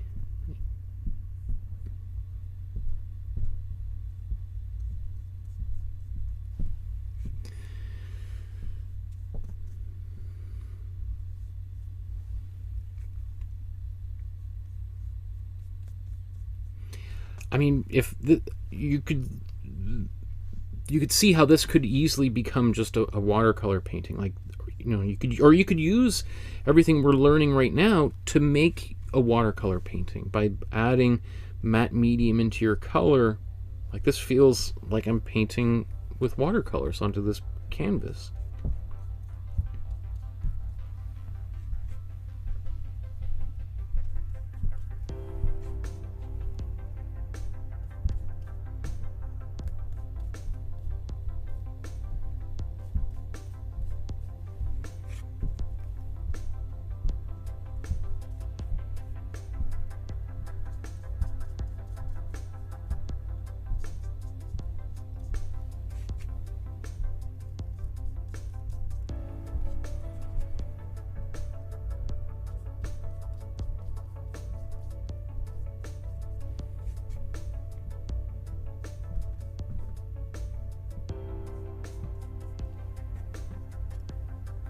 So you can see like how cubism starts to form out of this. All of these angles, interlocking planes.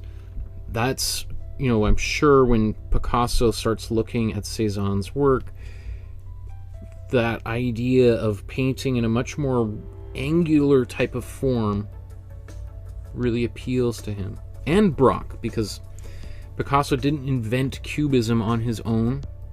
He's often credited with it, but Georges Braque played an equally important role in developing that movement.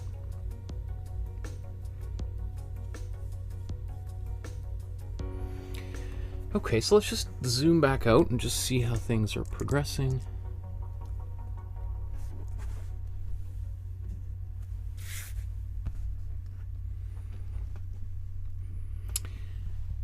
Okay. So even at this stage, I might take a fairly transparent bit of this paint, and I might just take a little, in fact, that might be a bit too much. I'm just going to take a little bit of matte medium, mix this into this paint that I have on my brush just to make it even more transparent. And I might just add a little bit of this here and there in the sky.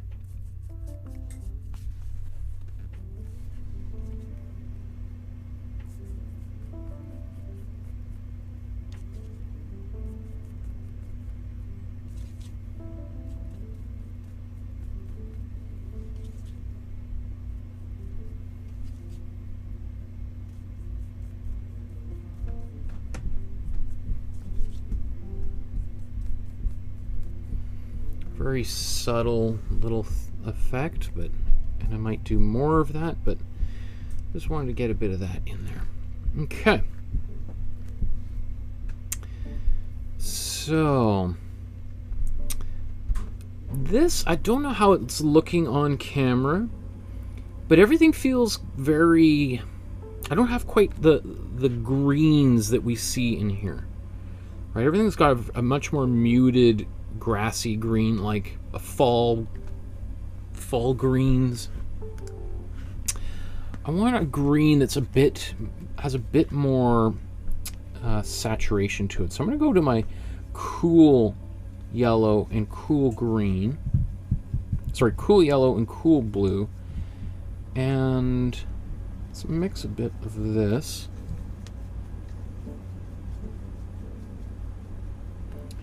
And then I'm just going to take a bit of this brown that we had earlier and mix it into here a little bit. So just taking my warm yellow and warm blue, mixing it into here.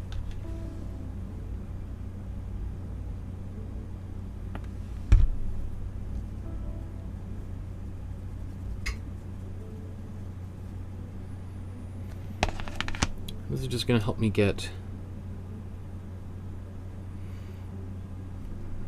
it's almost, is that too much?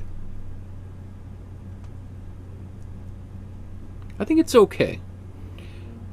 I just, you know, I'm just like, oh, is that intense? That is a little bit intense.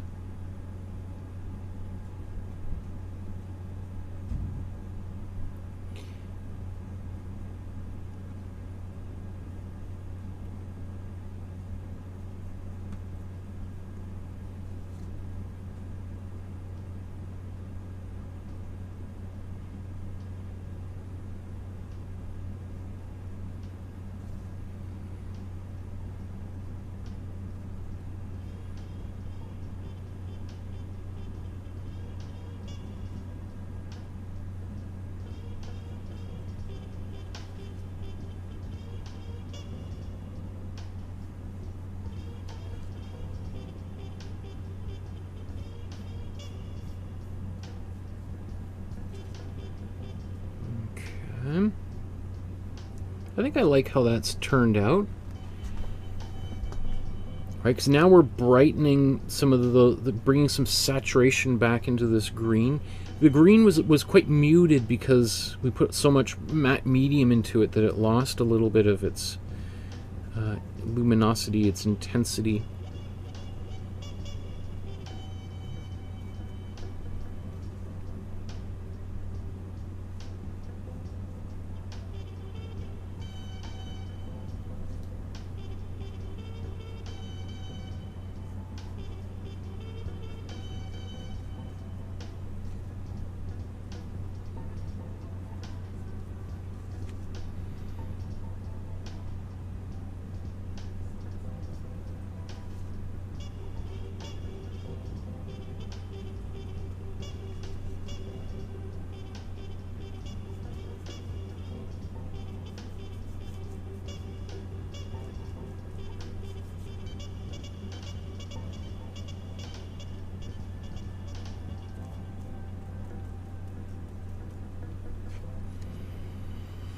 So,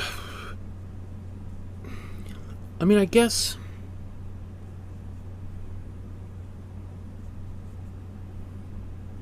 it's there's something more so than maybe other paintings doing a Cezanne like this.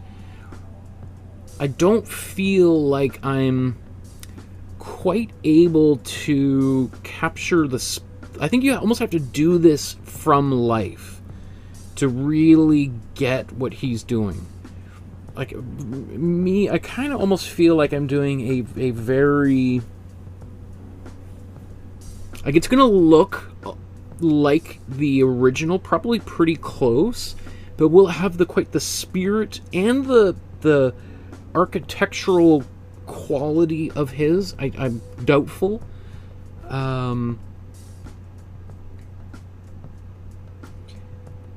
Like, it makes me think, like, oh, it's almost, I want to teach this class by painting a mountain in person to show people how he's building it, because I'm just doing a very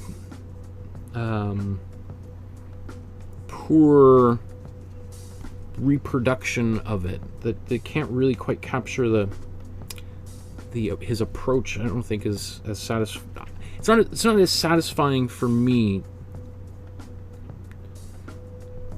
And I'm sure there's probably some people who will watch me like, well, I guess it looks great, but it doesn't really. How do I learning how he works here? I don't know.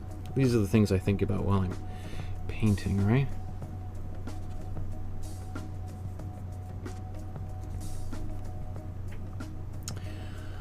Okay.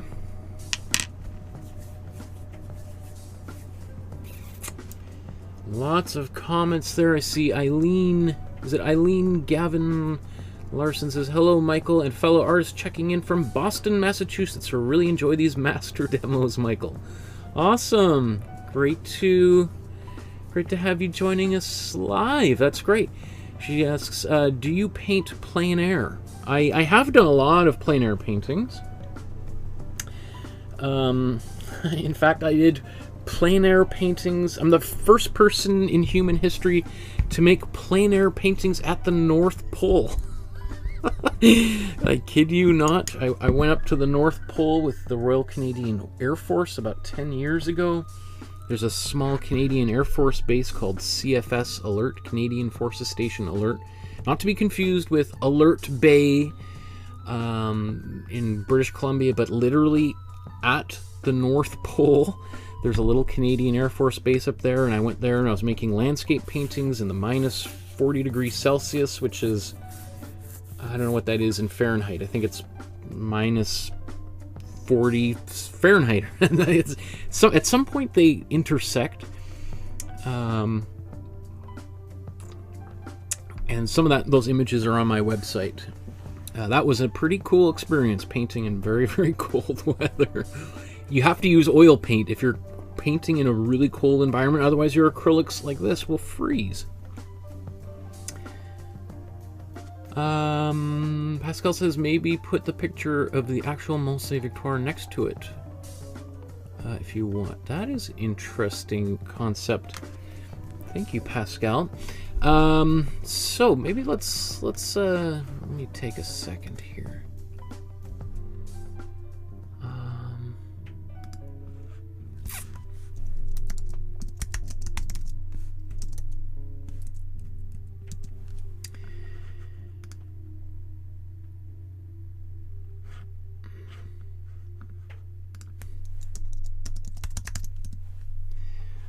Sorry, I'm just trying to find.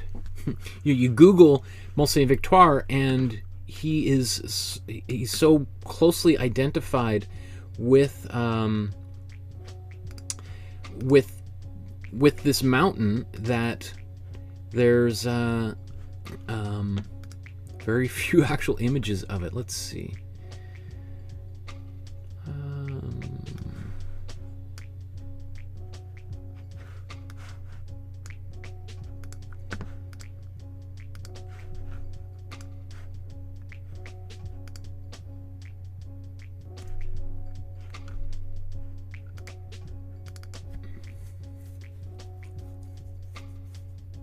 Come on.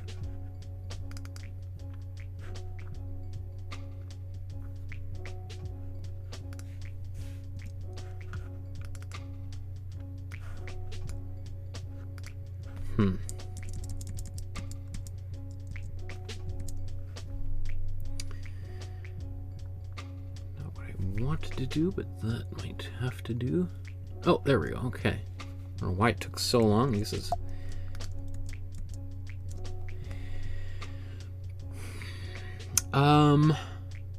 Interesting. What an interesting concept here, Pascal. How would I... So what we're looking at is basically exactly what Cezanne was looking at. Maybe from... I think this painting was done from across the valley. So if we just look at... So this is Cezanne's studio. And Sainte-Victoire is to the east. And if we go to his studio, this is the studio that he lived in towards the very end of his life.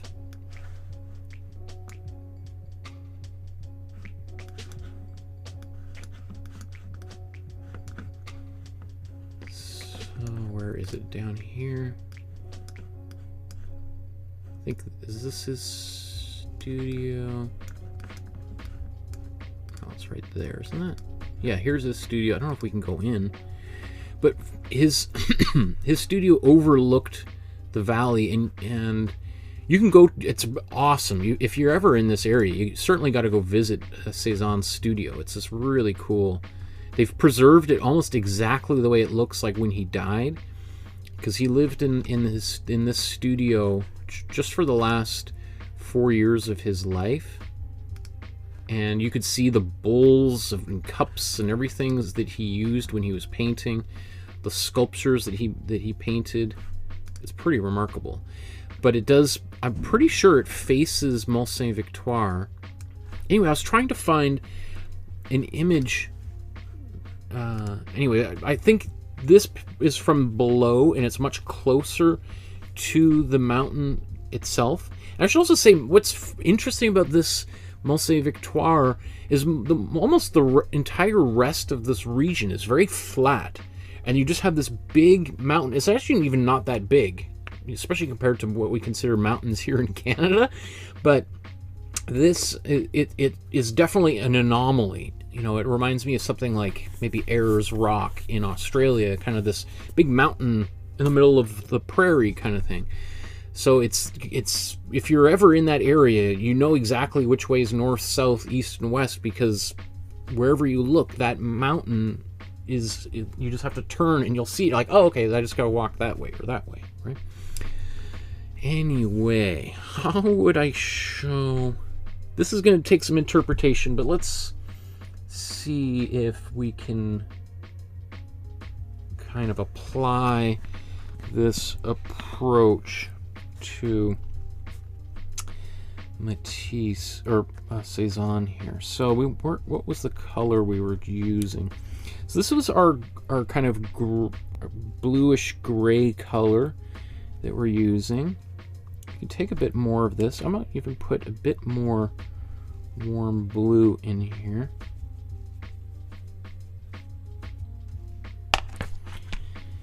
And just thinking about like these kind of angular marks that he's making in here. And so I would, you know, if I'm going to paint this,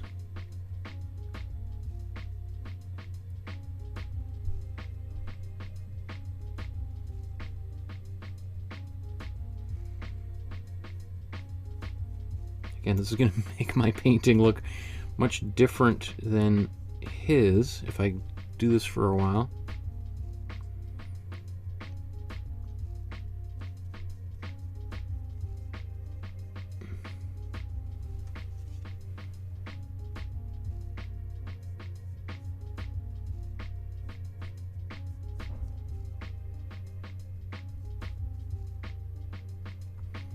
So I'm not sure if that is in here or what he's looking at.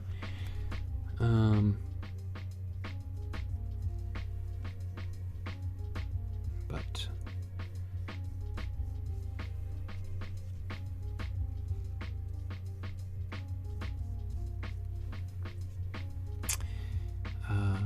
just trying to get these diagonal zigzaggy patterns in here.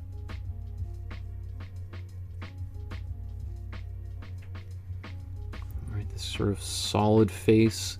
So like this would be probably vertical marks, right? Diagonal this way, diagonal this way, diagonal this way. So maybe I'll just keep on vertical, vertical,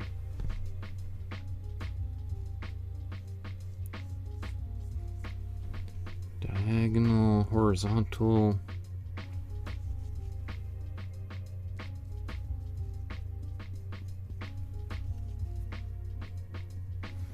How about, if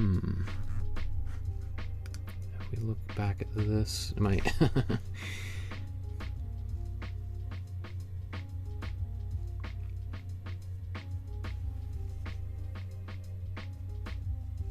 yeah, I mean, I'm not too far off after kind of spending a little time looking at that picture.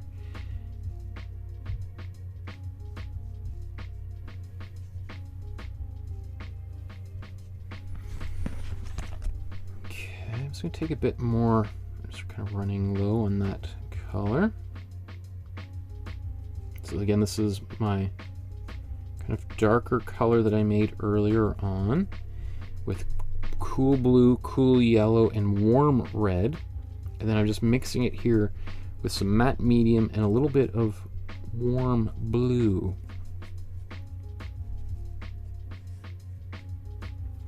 It's a little opaque, so let's just put a bit more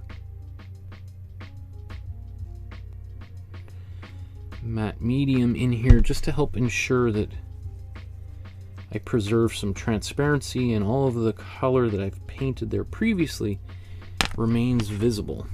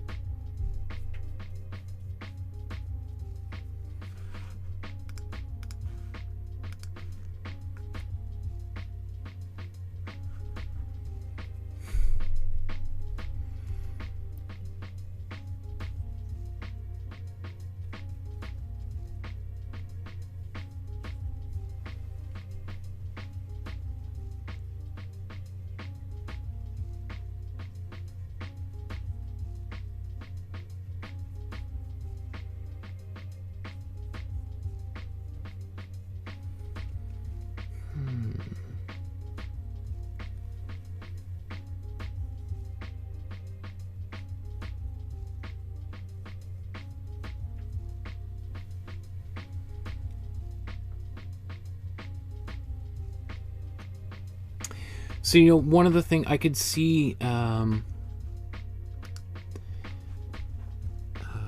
know, I could have done this painting much faster by just sort of blocking in a bunch of colors really quickly, but attempting to actually paint it in maybe the more slower, methodical way that he painted, for me anyways, is kind of satisfying. It helps me really connect with him as an artist. So I could see if you really wanted to just speed through, you'd probably be done already, but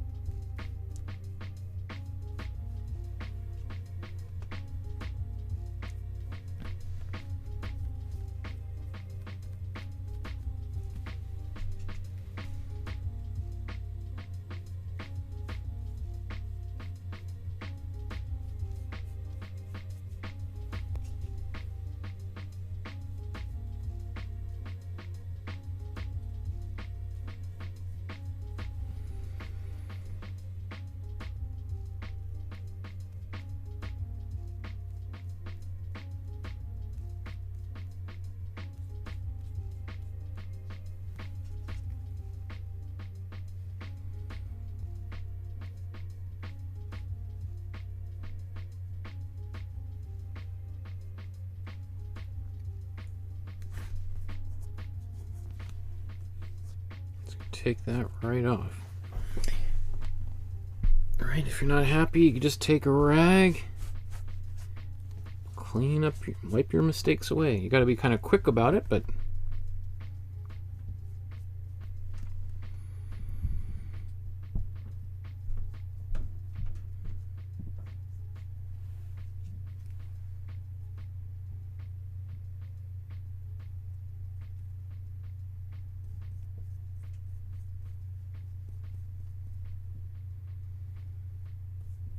so now I'm starting to try to look a little bit closer to the original and to try to paint a little bit closer to what I actually see, as opposed to, you know, the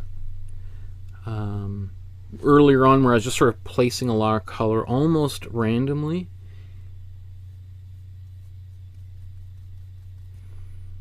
And it's starting to kind of feel like it's coming together a little bit, so that's pretty satisfying. Okay.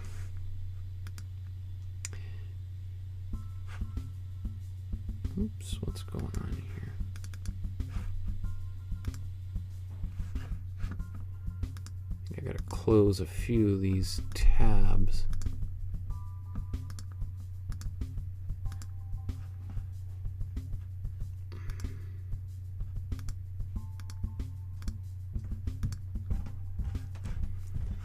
Let's see, I gotta reopen this here.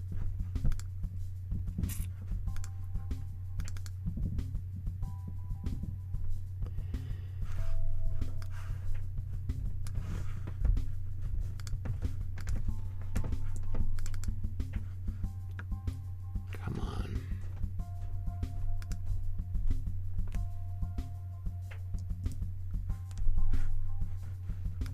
Sorry for the delay.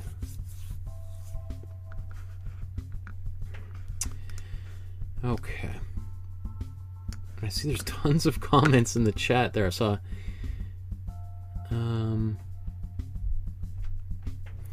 So let's.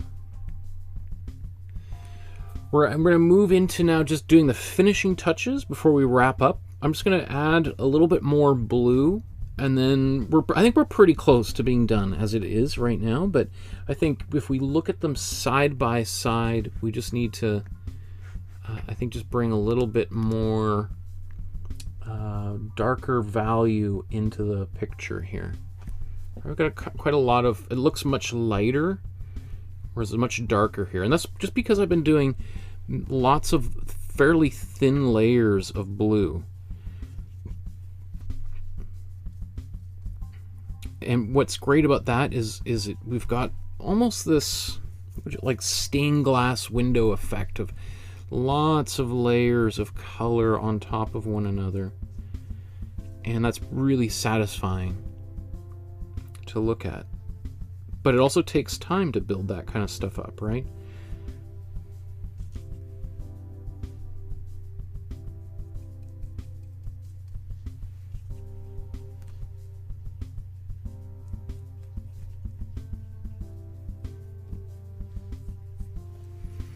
And if we're unhappy, we can just add more or less of other colors. Like maybe I could see adding a little bit more green into this. I feel like some of these yellowish greens are pretty dominant in my painting, and far less so in his. So I'm just gonna almost do a little quick wash. Some of these just to darken a few areas down just a little bit.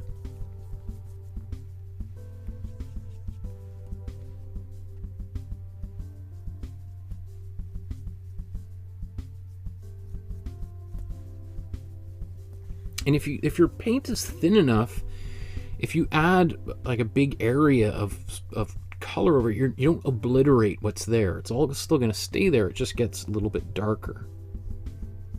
Or a little bit more blue.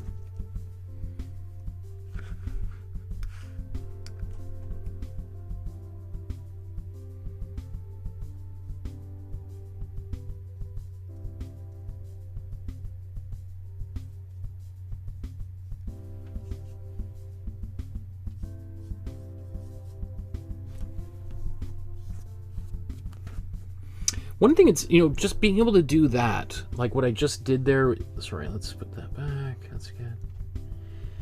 Like the fact that I can take this paint and I can just like make a big big mark like that and then wipe it away is something you can't do with watercolor paint. I mean, I guess if you're really fast with watercolor, you can get away with that, but usually the watercolor is going to absorb a brush stroke pretty quickly.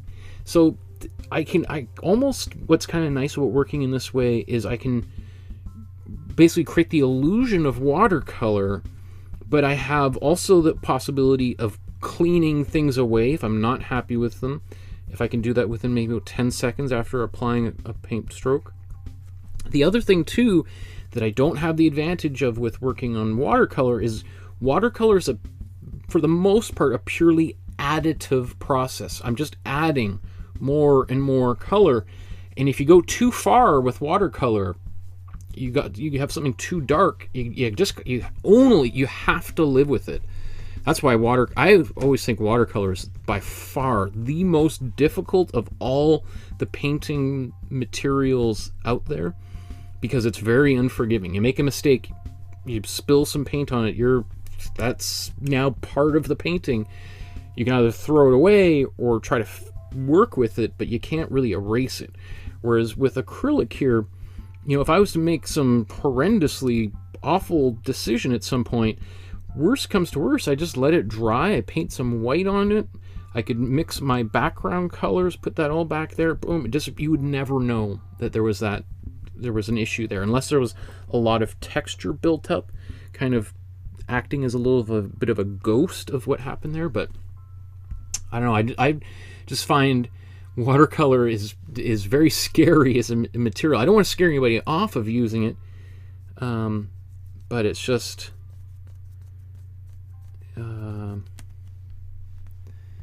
it takes, I think, just a masterful amount of skill, a lot of trial and error to be successful with watercolor.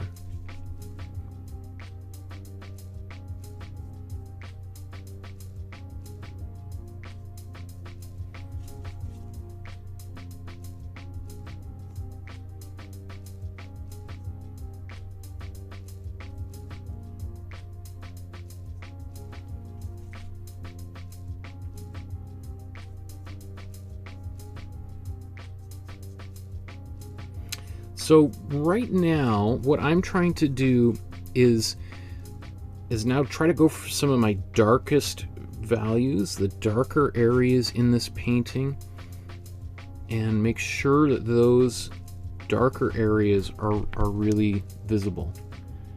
And I could take a little bit more time to do this, but just since I want to start wrapping up pretty quickly, I'm just going to go for a bit more of an opaque color than I've used thus far, and just kind of go in. In fact, I'm going to go to a smaller brush. Maybe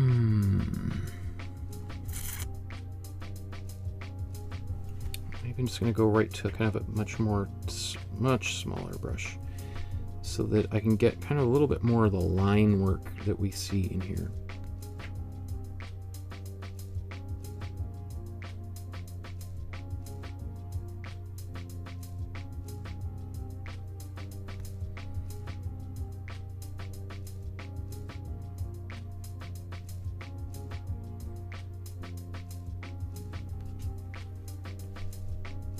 So far I've got some pretty bold, big brush strokes, but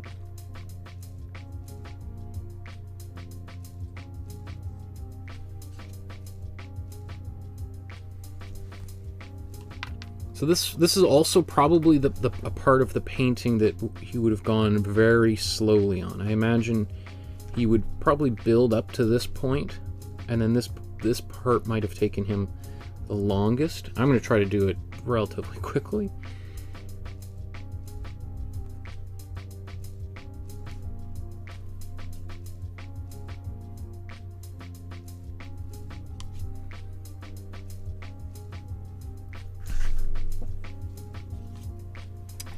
And I might even add just to make this even darker here shortly. Like make this color a little bit more like closer to a black. I don't think he did use black in some of his paintings, but not in this one for sure.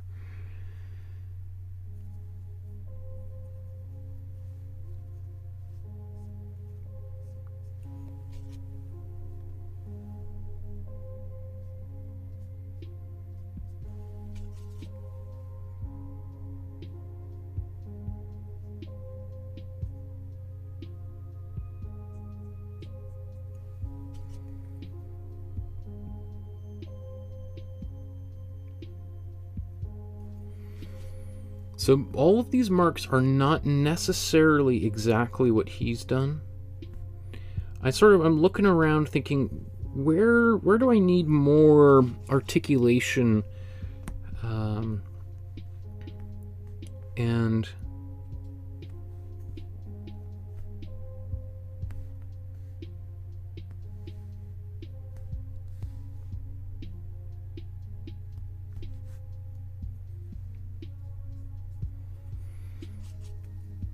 so I might do a little bit with some green here shortly.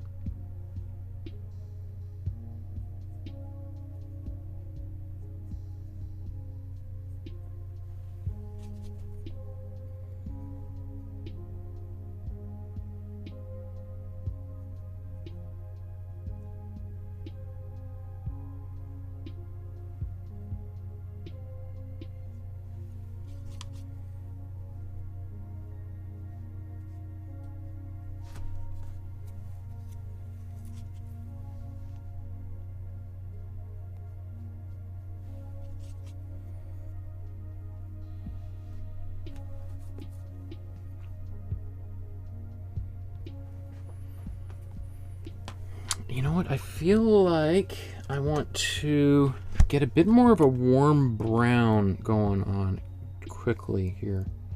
Taking my warm yellow, warm red. Let's take a bit more of this warm yellow. A little bit of warm blue.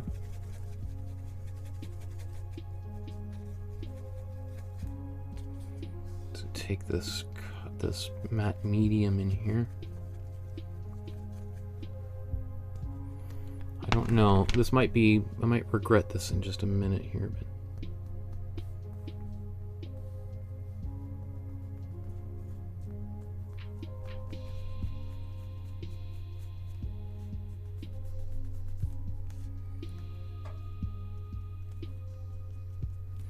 yeah, I just got to put more matte medium in there. That's just too opaque.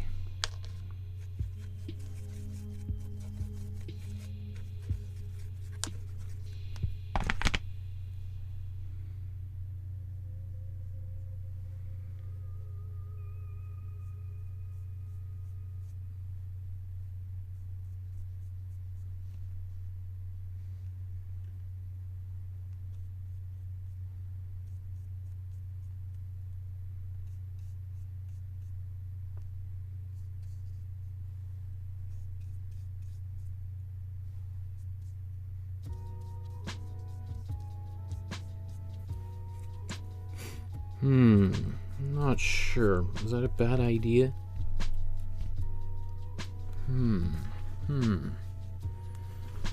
That's okay. It's starting to get, colors are starting to get a little bit more vibrant, which is usually not, you know, people are like, yeah, and so isn't that a good thing? Well, not always.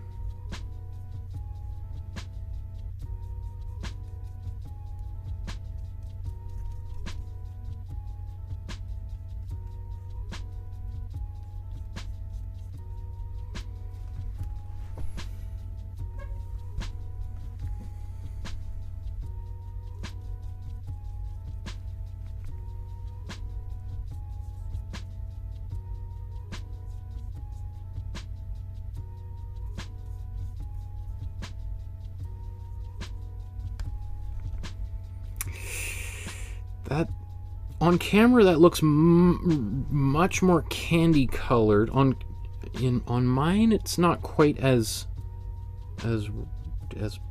bright as that, but it still might be pushing that limit.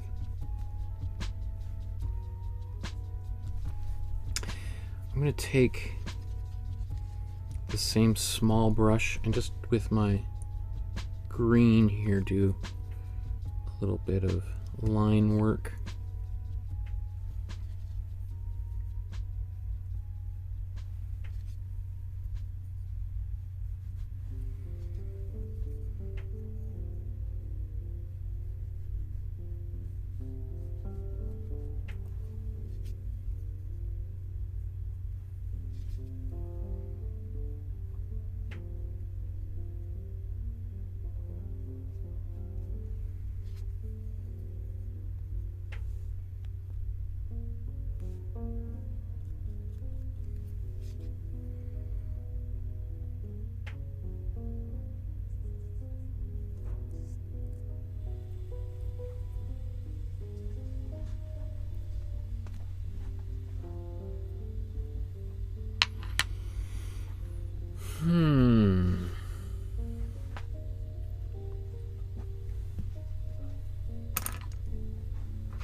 Again, that's super interesting. The differences in color.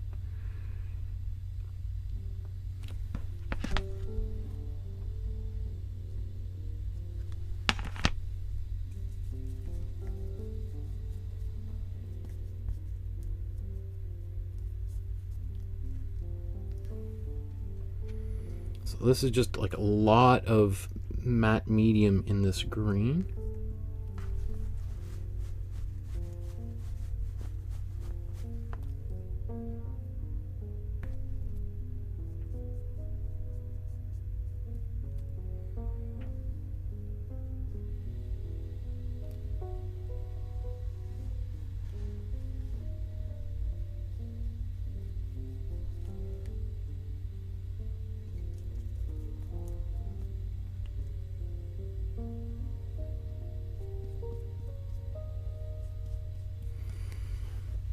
Okay.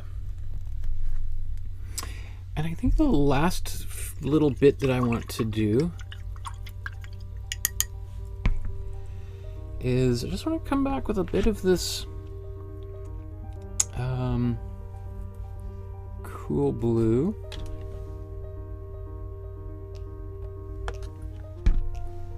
And some matte medium.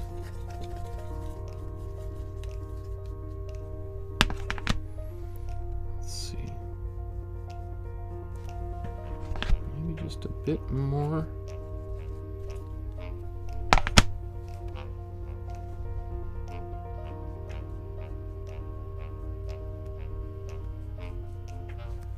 It's not really there, but I was just experimenting to see if it would look good.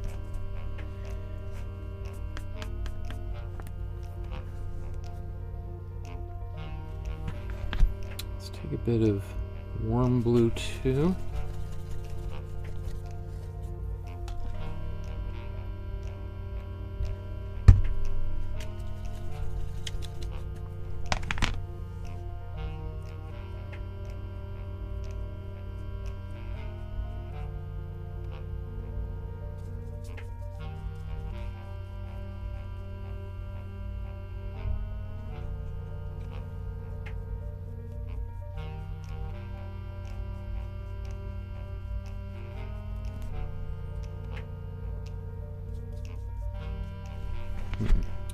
Take a bit more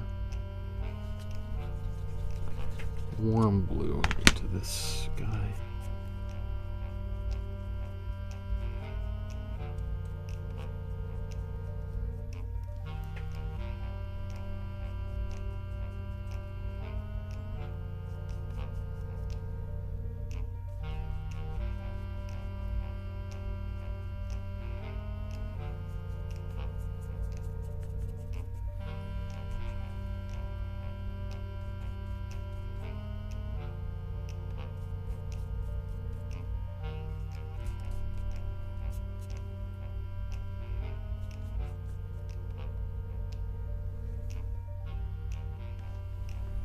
I like how that looks. I'm going to take, let's see if I can, what happens if I take a bit of that same color and bring it down into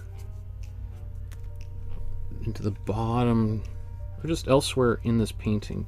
Because I want to have a little bit of kind of continuity, same sort of, some colors reflecting in the sky and ground.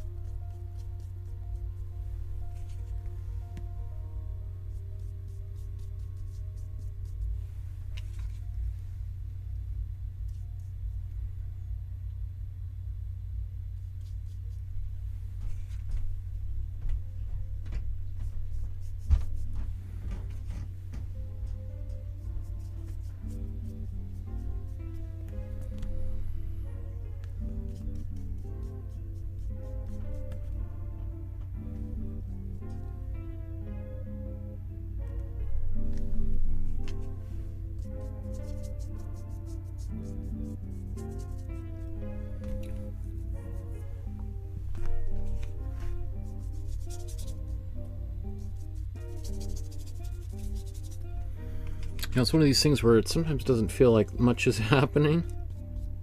You know, if this was done as a time lapse, you go like, oh, I could see, look how that layer has just changed everything. When we're painting like this, sometimes it's like, I don't know, did anything actually change? Is he painting with just water? I don't know if...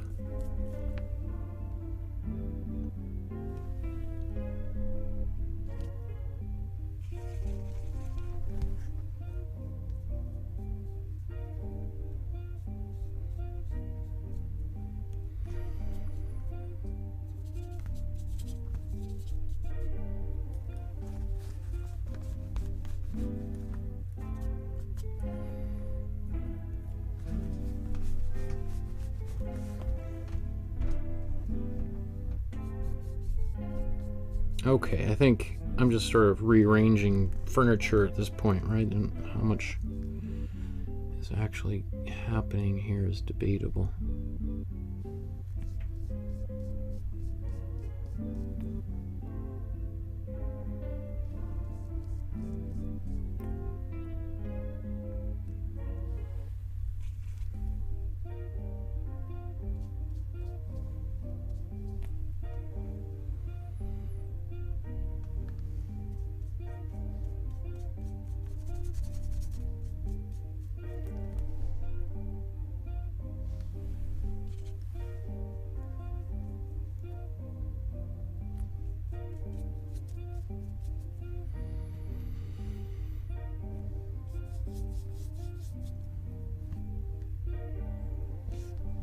Okay,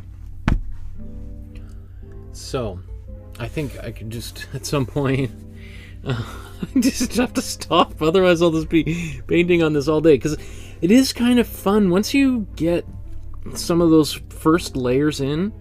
Then everything just there, it's really fun to start manipulating those colors, all those different layers on top of one another.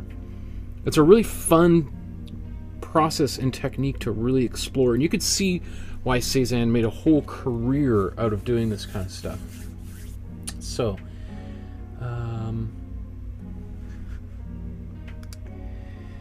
let's see here. Okay, so I'm gonna stop painting, even though I feel like I could probably spend another hour fine-tuning things and it might get 5% better, but you know, at some point you got to live your rest of your life, right? Okay, so before we do that, just again, a reminder to like, subscribe, hit that notification bell. We're going to be here again on Saturday. I'm not even exactly sure when. The best way is hit that notification bell and join the Facebook page so you can see when. Also, if you feel like this is worth $1, certainly you're invited and welcome and encouraged to make a small donation if you like. And that helps support the channel. Okay, everyone, thank you for doing, all of those of you who continue to do that over the past couple of years. I appreciate your support. Let's look at these two side by side.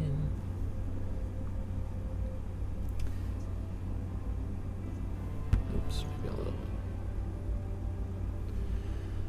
Okay, you can also see I left a little bit of space, particularly at the edges that I didn't cover in. I could have done a little bit more in the sky. Like my sky, there's more gaps maybe than he has, but and I wasn't able to restrain myself from leaving little spaces down. You can see how hard it is, like, to leave just those little untouched areas is, it's like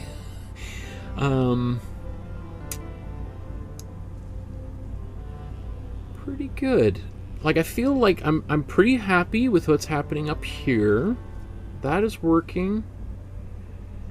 I think the color started to get more and more saturated as I progressed.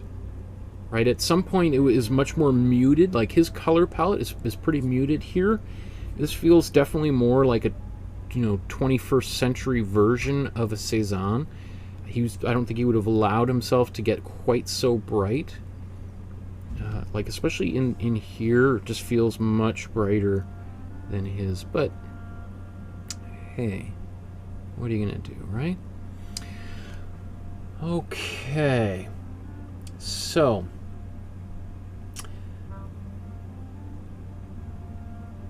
that brings us pretty close to the end here. There's so many comments here. I feel like it would take me forever to go back through here. So many, lots of very supportive stuff. Oh, Pascal says, actually that blue touch brought it closer. It hit a bit of the yellow. It's cool. Everyone seems pretty happy. That's good.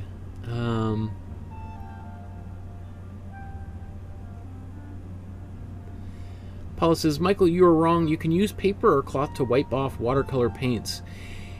Yeah, but you got to be really quick with it. And again, because you're painting directly onto water or onto paper, paper is absorbing that pigment pretty quickly. Yes, absolutely. Like I demonstrated, you can wipe stuff off on here as well, but there's so much more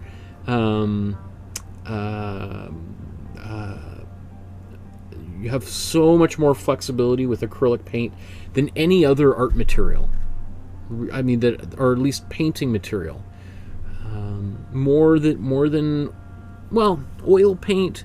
The great thing with oil paint is you could make your entire painting, and if you're, let's say, in a 2-hour session like this, if I was unhappy with it, I could just take a palette knife and literally scrape it all off. It all stays wet for potentially a few months, right?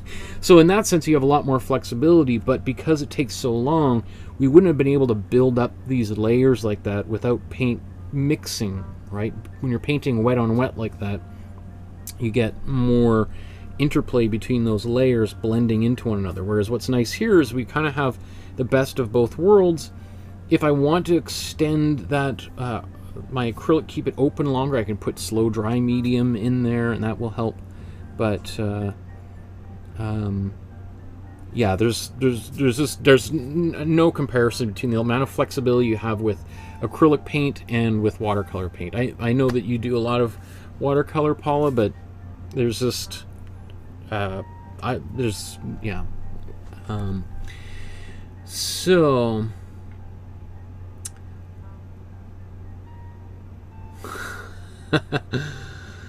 Heidi says, I've been sketching as much as I can today. I'm left with a blank canvas at the end of the class.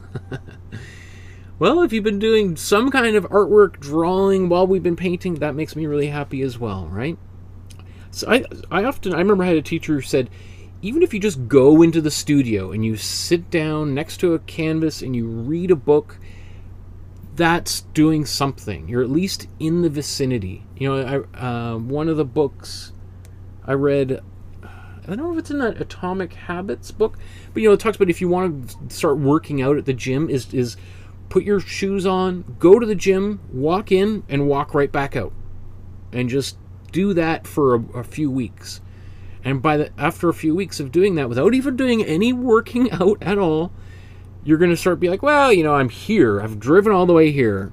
Let's sit down. And, part of the thing is, no. For that first couple weeks, you're not allowed to work out at all. And eventually you're just like, this is driving me crazy. I'm going to show everybody. I'm going to prove it. I'm going to work out, right? You got to tinker with your brain a little bit. Again, it's that whole thing with the battle of the artist. One thing I've been doing a little bit of, I just thought right before we sign off, one of the things that I've been doing lately is, I don't know if you remember this. This is our J. DeFeo painting we were working on.